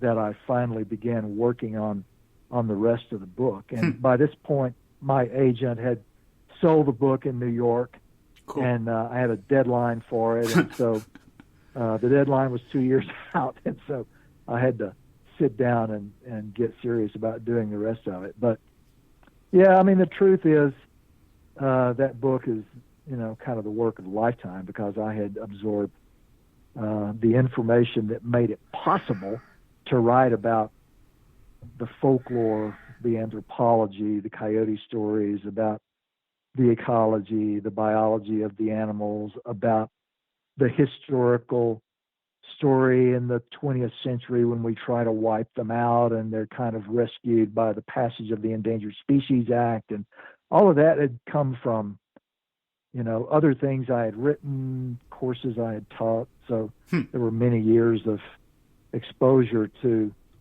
the information that went into that book that I was able to draw on. But yeah, took about 4 years in sitting down and writing it. How many books do you think you read that went into it and informed it? Oh, geez. Hundreds? Yeah. A lot more than are listed in the bibliography, I'll say that.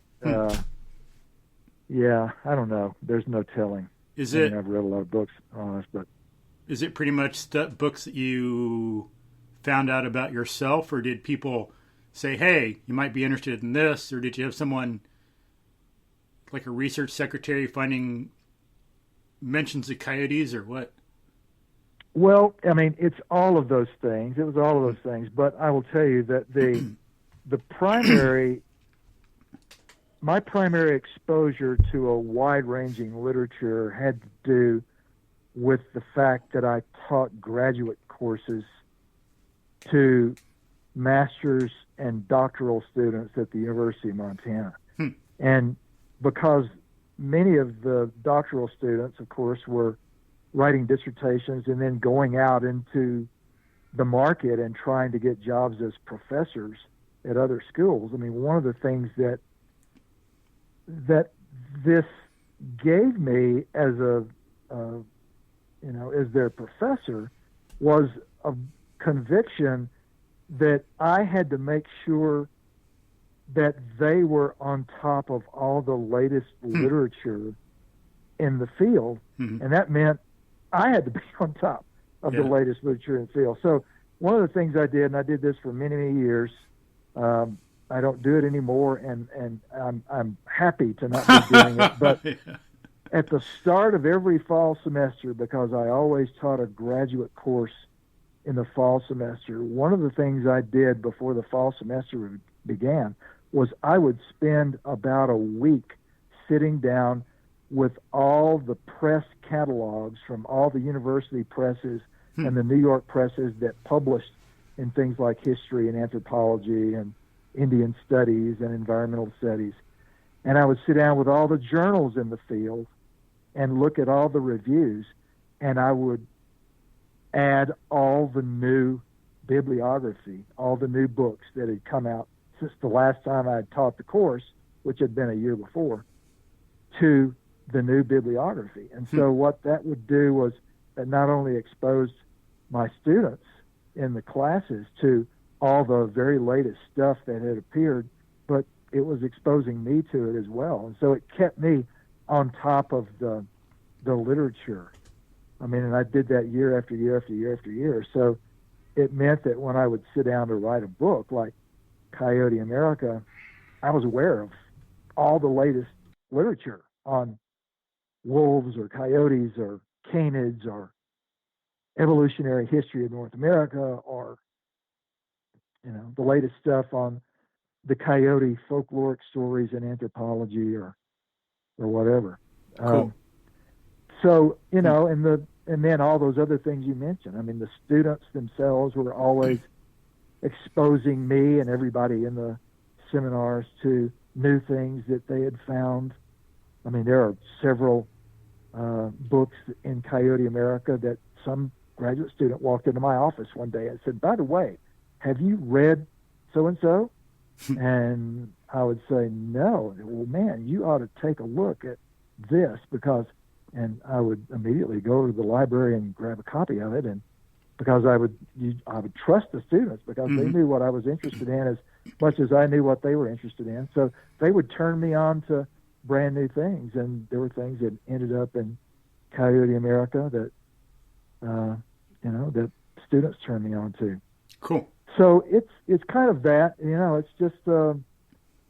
just sort of a lifetime of the happy coincidence of being in a profession that keeps you aware of the latest ideas that are out there, and then being able to fold those into a book, hopefully into a readable kind of way where people who sit down with the book can benefit from the kind of things that I've benefited from being exposed on that.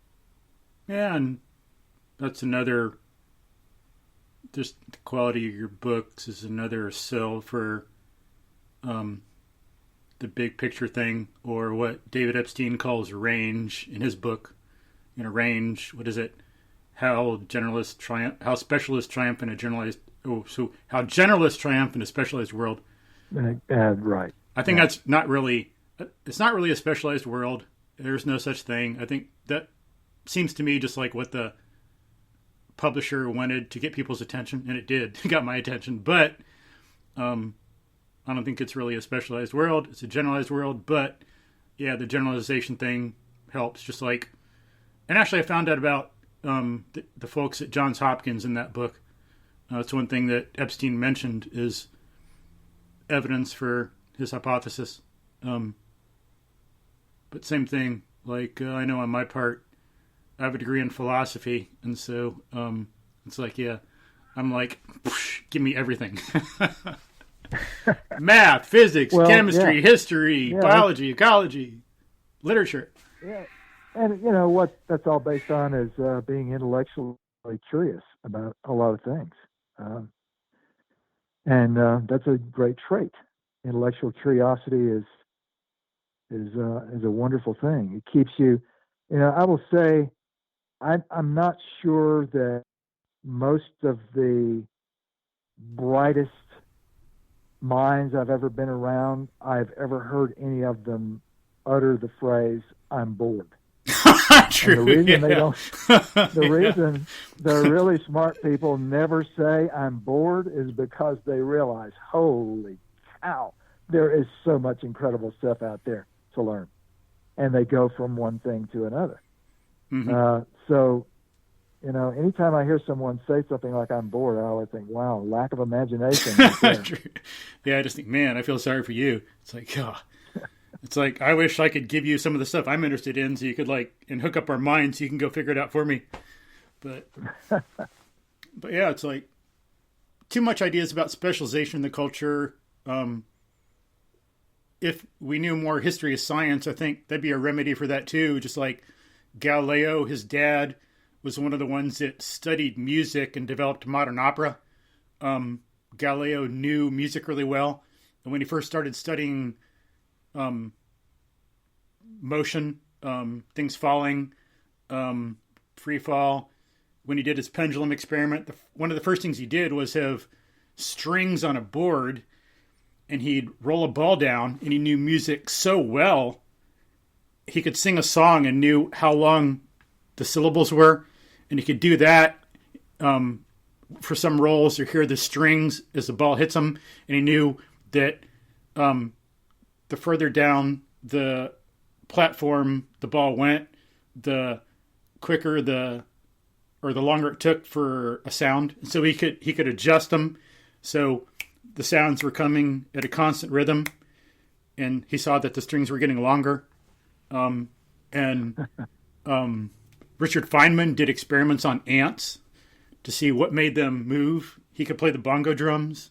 The great physicist, Nobel Prize winner.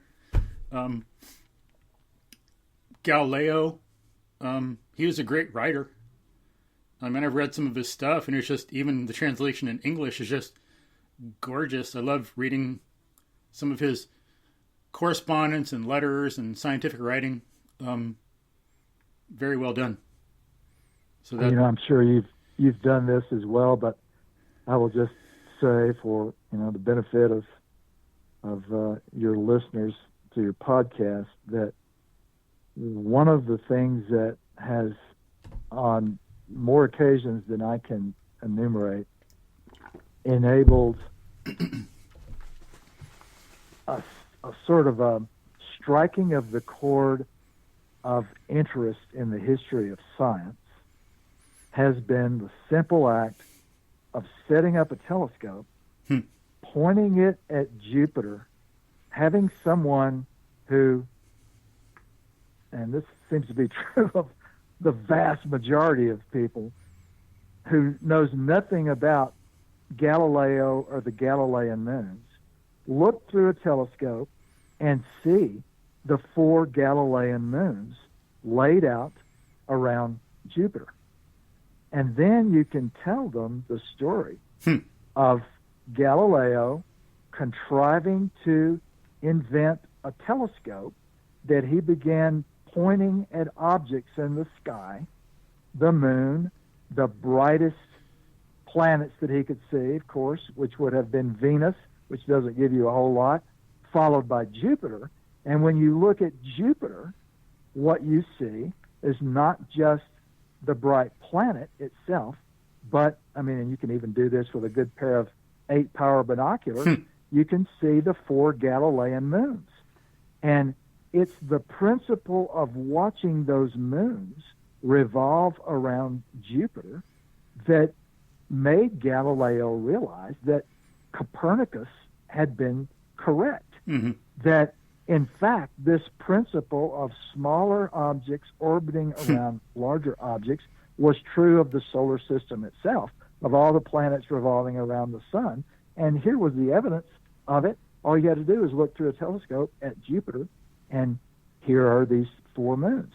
And just having people look through a telescope, I've always delighted in showing this. And I've had people who, I've got a friend with a PhD from Stanford and a wife who's got a PhD from one of the universities in Poland, who, in the case of Jared, who teaches in the Ivy League at the University of Pennsylvania, and they were out here visiting me a couple of summers ago, and Jupiter was hanging like a street lamp in the sky one night while we were sitting out drinking and talking.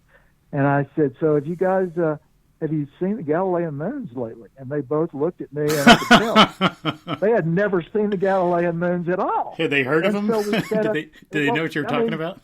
They knew about Galileo, and I think when I said Galilean moons, things began dawning on them. But we set up the telescope and sat there, and here's Jupiter, and there, of course, are the moons, and they were just open-mouthed at it. And so it's just a simple thing you can do. Jupiter and Saturn and Mars are all 3 in the sky at night right now, and Venus is in the southeastern sky early in the morning. But we've got 3 of the planets that are in the sky this summer. And all you have to do to turn somebody on often to the history of science and how we have figured things out. And Galileo, that was 1610. He's not alive that long ago. Charles Darwin wrote On the Origin of Species, giving us a sense of what evolution is all about and who we are. That's only a little more than 170 years ago. Yeah. So the whole thing is recent, and if you can turn people on to how it happened, to talk about how Galileo saw those moons around Jupiter, which anybody with a pair of binoculars can see, or how Darwin went to the Galapagos and what he saw there, it's kind of for a lot of people, it's sort of a breakthrough, especially people who just haven't thought about things like this. Unfortunately, it's not the way it's taught. Yeah, if it was taught differently, it'd be totally different. It'd be great. Well, yeah. All I can say is, I've never, tried to teach any of this sort of stuff. Well, I take that back. I have talked about the Galilean moons in a class, and have sat and It's the same thing that I've gotten when I used to at the University of Montana. Usually the first class of an undergraduate class in environmental history, the end of the first class of the semester, I always used to ask them this question: why do you think everybody all across the United States, from Maine to Arizona, sets the thermostat at 72 degrees? And that would be the end of the class. And the next time we met, 2 days later or the next week, the students would come in and I would say, okay, tell me, why do we set the thermostats at 72 degrees? Well, I won't say that hardly any students had any idea about why we did it, but once you told them what that was all about, it was like showing somebody the Galilean moons. It's suddenly a Sweet. kind of you can just see a light bulb going off in people's heads. Beautiful. You mean, yeah. What kind of things would they say?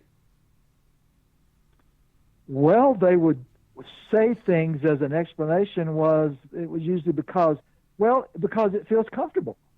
And of course, the proper response to that was, why does it feel comfortable? Yeah. Why does 72 degrees feel comfortable to you? And 62 feels a little too cold. And 87 feels a little too warm. Why do you think that's the case? Well, and usually was as far as anybody would get. Yeah. But it was pretty much all or most of the reasons were just kind of what's going on here and now. Like AC is to be designed that way. Maybe some engineer would say it functions best that way or something, but pretty much no one would take a historical perspective. And of course my intent was to make them take a historical perspective. But it's one of the reasons why I said earlier when we were talking that we Americans in particular seem to have a myopia a nearsightedness when it comes to imagining ourselves in nature. We just don't seem to have the ability to do it very much. And if you can help somebody do it with a simple little question like, why do we set the thermostats at 72 degrees? Or have you ever seen the Galilean moons orbiting around Jupiter? I mean, if you can do that, sometimes that provides a kind of a light bulb moment and a breakthrough for people where it's one of the great phrases. I had somebody introduce me one time and say, this guy's book rearranged the furniture in my head, and I've used that phrase ever since. That's a really great term. It's the sort of thing that can rearrange the furniture in people's heads for the better. From that point, for the better. For that point on, they never quite think about things in the same way, and that's hopefully what one does with one's writing. Is that when somebody finishes Coyote America or American Serengeti, they've been changed forever. They're never going to think about the world the same way again. That's what we hope for. I can attest to that. But one thing about Galileo really quickly is interesting. I think it was pointed out. That's my cat talking. My cat wants attention. It was pointed out in something I read. An amazing thing is, so here you got this guy. I mean, we can look at the moons now, the Galilean moons. We know where they are and and all about like what scientists have learned about the solar system, but he didn't know. So it's like someone sailing, like Columbus or someone sailing across this ocean, not knowing exactly where they're going hundreds of years ago. Galileo, he got this telescope and he pointed it in the sky. He looks in one place. And the thing that's so freaking amazing, he was so observant. He looked in the same place the next day and these stars were different. I mean, who the hell is going to remember exactly where these things were?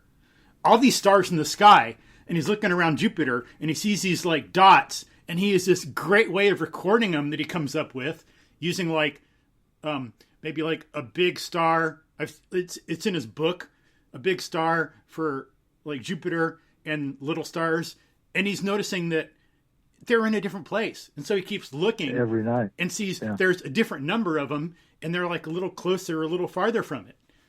It's like just trying to wrap your mind around that. Just the ability to observe. Sometimes one of them is behind the planet, so you only see 3, or in front of it, so you only see 3. Yeah. But yeah, I mean that's exactly. I mean, and it's a very simple thing. I mean, when I first started looking at the moons of Jupiter, the Galilean moons, I mean, I've got notebooks where succeeding 4 or 5 nights, I did a big ink spot for the planet and little ink spots for where the moons were. Cool. And after doing it for 3 or 4 nights, I mean, you see exactly what Galileo saw. Wow, they're not in the same place every night.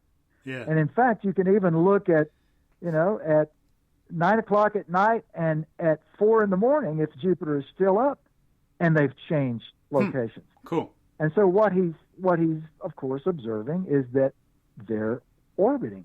They're going around this larger body. And I mean, you're precisely correct. When he looked into the sky with his telescope, he didn't expect to see that. He thought he was just going to see a bright light. Instead, he saw a bright light with 4 objects laid out on a plane around it.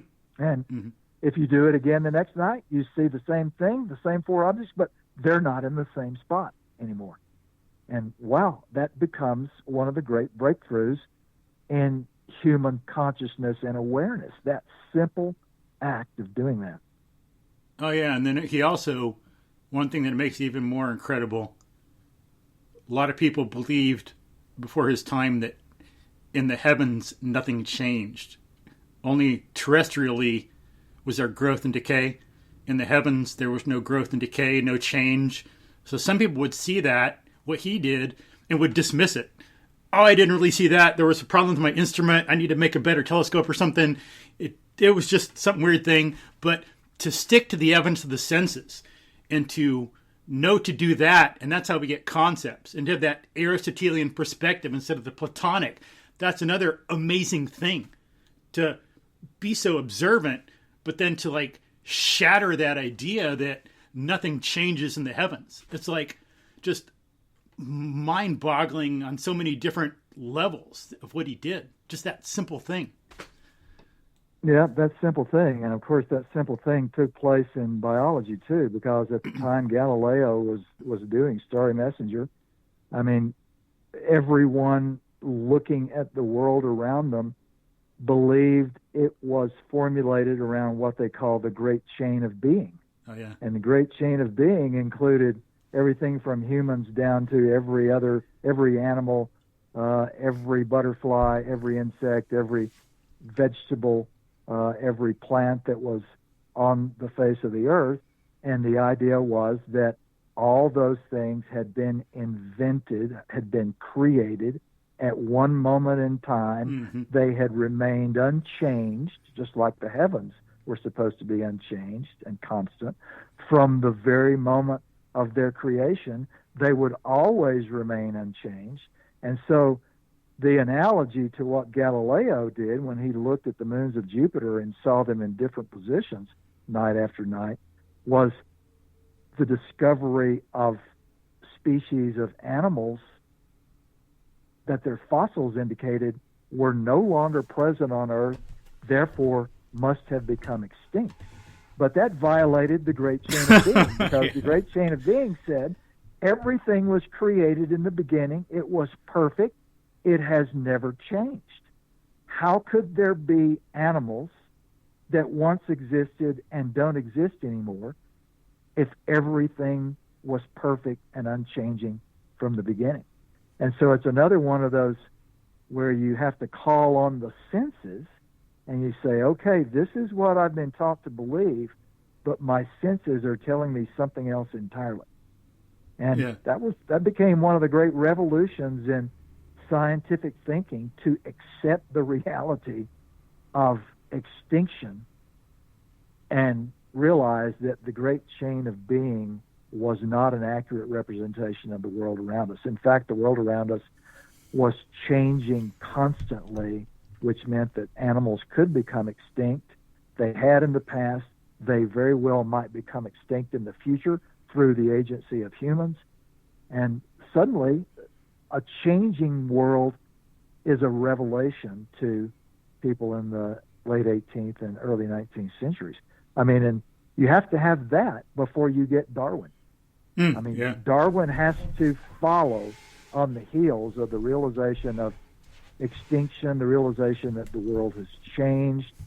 You have to have somebody come along, in geology, who suddenly devises a strategy of dating the Earth that's many, many, many, many times older than biblical texts indicate that it is. So Charles Lyell in 1832 writes a book called Principles of Geology, where he demonstrates that the Earth, in fact, is vastly older than the 6,000 years that the Old Testament indicates. And with all those things in place, with extinction known, with the age of the Earth known, then Charles Darwin can put it all together and come up with sort of explanation for the diversity of life. So those kind of, few little things that if you can just get people hooked on something like the Galilean moons, or why we set the thermostat at 72 degrees, can sometimes open up minds. Yeah, and real quick, Darwin was another example of like a range of thinking I was going to bring up earlier, but then forgot because I was kind of brain dead. But what's another one? Talking about Galileo and music, Feynman and ants, and bongo drums. I mean, Darwin. It's like there's no way in hell we'd be where we are in biology and ecology without a range of thinking, interdisciplinary thinking, integration. Because he didn't just do biology. He had to know geology. He had to have a historical perspective. He had to know butterflies and bugs and zoology and botany. He got a big idea by reading a book about anthropology. Which book was that? I forgot now. You may be referring to Thomas Malthus's essay on population. That's it. Yeah. Yeah, he had to read. What he had to have in place was a knowledge of extinction. Charles Lyell's Principles of Geology, which has an Earth with a vast amount of time for evolutionary change to take place, and Thomas Malthus's book on population and food supply, which causes him to realize that individuals of species are competing with one another to survive in the world. And with that in place, it's why Alfred Wallace, independently of Darwin, reading those same things, came up with the same idea. So that really it's Wallace and Darwin together who independently come up with the idea of natural selection. But, as Thomas Hooker said in a review On the Origin of Species when it came out in 1859, how very stupid of me not to have thought of that. Yeah. Hooker, when he saw it all laid out and realized, okay, good heavens, I've read Lyell, I've read Malthus, I know about extinction. How very stupid of me not to have thought of that. And what that is an expression of basically is natural selection and evolution's moment had come. And if it hadn't been Darwin, even if it hadn't been Darwin and Alfred Wallace, it would have been somebody else within probably the next 5 or 10 years. Somebody else would have, reading those same pieces of information, somebody else would have come up with the explanation for natural selection. But one of the things I've always marveled at with Darwin is that Darwin returns from the voyage of the Beagle, 5 years. He is 28 years old. And within a year after getting back from the voyage of the Beagle, he has sat down and thought hard enough about everything he has seen and done that he realizes at 28 he has the epiphany of natural selection. But it's like 1835, and he doesn't write this book until 1859. So for a period of something like 25 years, Charles Darwin, at a young age, knows something nobody else in the world knows. And he sits on it because, as he told a friend as he was getting ready to publish on the origin of species, I feel like I'm admitting to a murder. Yeah. I know the explanation for the diversity of life. And once I tell everybody, it's going to be like confessing a murder. It's going to be, we're never going to be able to go back to the old way that we thought about who we are as some special, exceptional creation that's different from all the rest of the life on Earth. And so, that's kind of, that's always left me a little breathless that this guy knows something nobody else in the world knows for 25 years except Alfred Wallace, and Wallace doesn't come to it until the early 1850s. So Darwin has at least about 20 years where he realizes, man, I know something about the planet and about life, and nobody else knows it. And if I tell him, it's going to be like confessing to a murder. Yeah. It's kind of like Newton. He waited a long time, too. People had to get him, come on, publish your Principia. No. Yeah. So he sat on that for a long time, too. What? He was like, I don't know, 1821. It was like over 2 summers or something during a plague in London, sent home from Cambridge, that he did all his work. I mean, imagine discovering what he did about light and gravitation in like 2 summers when you're at home. It's like, God, genius. Yeah, it's Principia is a work of genius. There's no doubt about it. Yeah, but yeah. Oh, and then in regard to interdisciplinary thinking and the importance of range, it's like and then we get into biology. Besides the things, besides the things we mentioned, we get in chemistry, physics, mathematics. All that stuff informs it nowadays. And again, no way in hell would we know without that interdisciplinary thinking. But yeah. No, that's exactly it. So speaking of interdisciplinary thinking, I've got a book to work on. So okay, you and I've been talking for a couple of hours here, I think. Yeah. My cat's getting hungry. I keep having to put my podcast recorder into mute to try to not have him dominating the conversation too much. So I better feed him and feed myself. Your cat is hungry, and I've got a book. I've got Wild New World to work on. So, wow, what a wide-ranging conversation. I don't know that I've had many podcasts that have covered this kind of ground. Cool. Yeah, it was great. I loved it. It's like not what I intended to discuss, but you got to adapt. It was great. It's like didn't expect it. It was awesome. But yeah, excellent. Could you tell folks really quickly about your book, like a minute or two, and you got a minute or two to tell them about your book, and then we'll sign off, or how's things looking? Yeah, so you want me to talk a little bit more about Coyote America? Either that or Wild New World, whichever you prefer. Oh, Wild New World? Sure. Well, Wild New World that's the one I'm about to go and work on. I'm working on it's a book of 10 chapters, and I'm working on chapter 8 right now. So 7 chapters plus the introduction are done, and in fact they're off to my editor in New York. So I've got 3 more chapters to do. I'm working on chapter 8. I mean, essentially the full title of the book is Wild New World: Humanity Encounters America's Animals.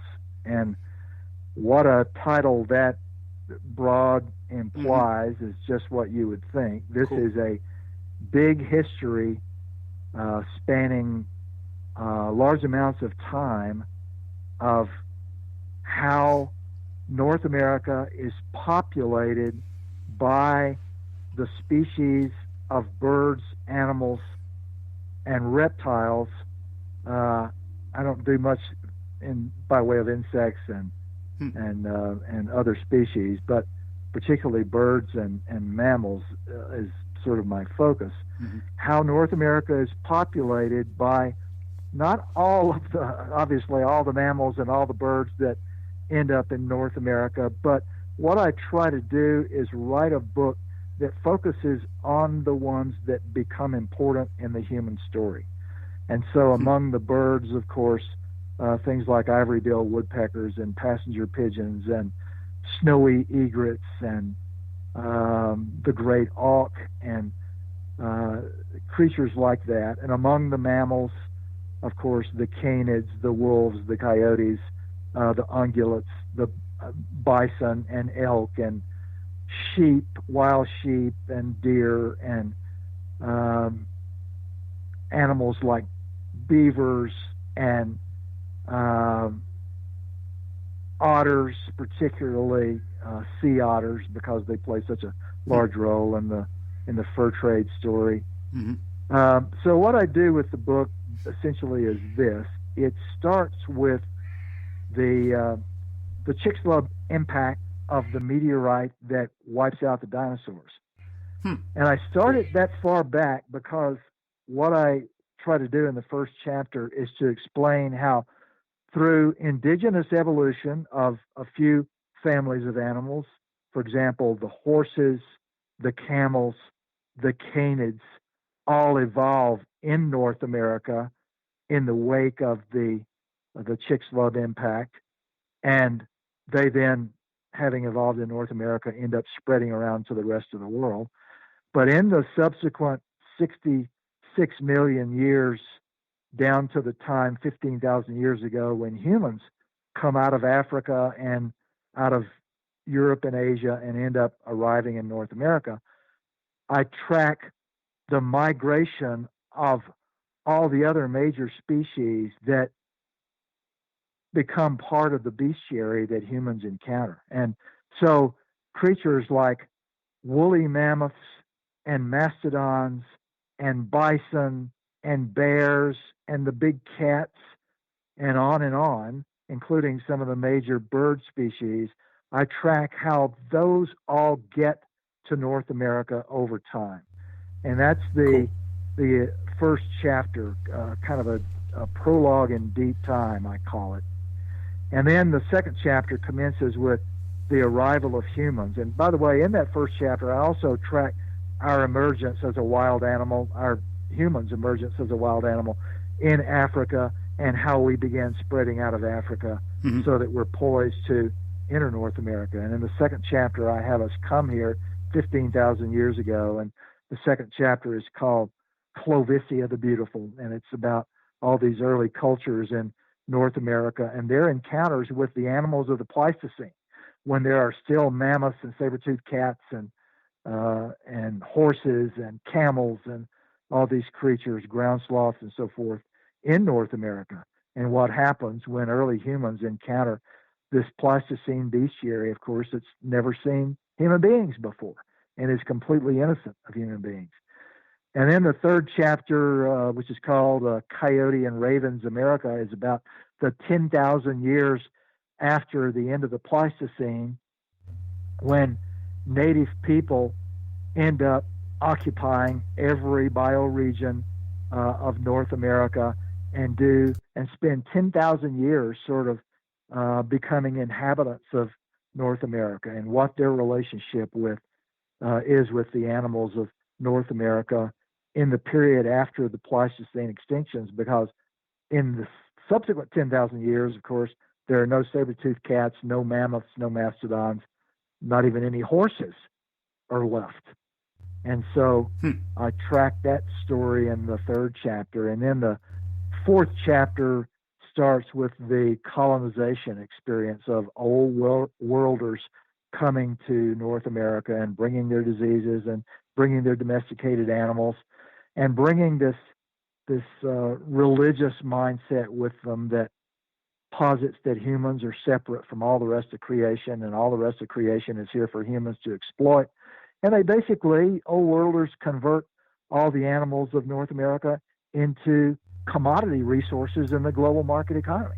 So they basically, began to kill things like wild turkeys and beavers and white-tailed deer, and coax the remaining native people into participating in this destruction of America's wildlife in order to turn them into market commodities for the global economy. And so the chapters then go from there. I talk about, I carry the story into the American West, and I talk about, of course, all the naturalists, the Alexander Wilsons, the Lewis and Clark, the John James Audubons, all the people who are the major naturalists in early America who participate in the discovery of all these creatures and sort of the beginnings of an ecological understanding of America. And the story is going to take us right down into the 21st century, where we're, of course, in the beginning phases of a sixth extinction, where we're causing, as a result of climate change and perpetuation of a market economy and a rising population of humans, we're precipitating a whole new extinction scenario. So it's a big picture story from 66 million years ago down to the present day. And it'll all be done in a book. It's going to be a little bit bigger book than Coyote America. Coyote America was just short of 300 pages. This book may be something like 350 pages or so. But it's not going to be some mammoth thing. I mean, the whole idea is to make this a readable story with a lot of stories in it, so that, there are a lot of things out there to read. What one hopes is that one can write a book that's intriguing enough that among all the possibilities for sitting down with a book, this would be one that you would sit down with and you wouldn't put it away for something else. You'd stay with it and track the story all the way through 66 million years. Interesting. So, that's what I'm working on. As I said, I'm on chapter 8 of it now, so there are 3 chapters left. It's supposed to go to my press, which is W.W. Norton in New York, in June, which means that it'll be out sometime in 2022. Cool. Good. Is it going to be on Audible right away, or is that going to take a little longer? Well, who knows? I love Audible. I have no idea. Presses always like to publish, a cloth edition first. Yeah. And then all the other forms over time. And so Audible editions and CD versions and Kindle editions and paperback editions, all those things usually follow within the first year or so in a fairly regular progression. Cool. Now, weren't there species of hominid in the United States before Homo sapiens?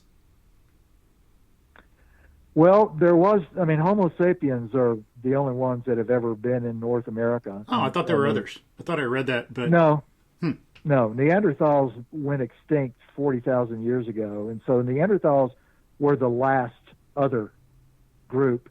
Neanderthals and Denisovans were the last 2 groups in our genus, but different species, that were still around, but those both disappeared 40,000 years ago. Now, there was an archaic form of human that was still around on an island or 2 in Indonesia. It looks like maybe as recently as 15,000 years ago. But the only humans that have ever been in North America are Homo sapiens. What about pre-hominids? Haven't been there? Been some of them been here like a few 100,000 years ago or something? Not in North America. In Europe. Homo heidelbergensis got into Europe about 800,000 years ago, and probably into Asia too, but certainly into Europe. Heidelbergensis fossils have been found in several different places in Europe. But no, none of the antique species ever made it to North America. North America and South America are the last continents hominids ever get to. And we don't find them until 15,000 years ago. I mean, so I will say this. There are, of course, some paleoanthropologists out there who are flirting with the ideas of Homo sapiens having gotten to North America, at least to Alaska, maybe as long ago as 25,000 years ago.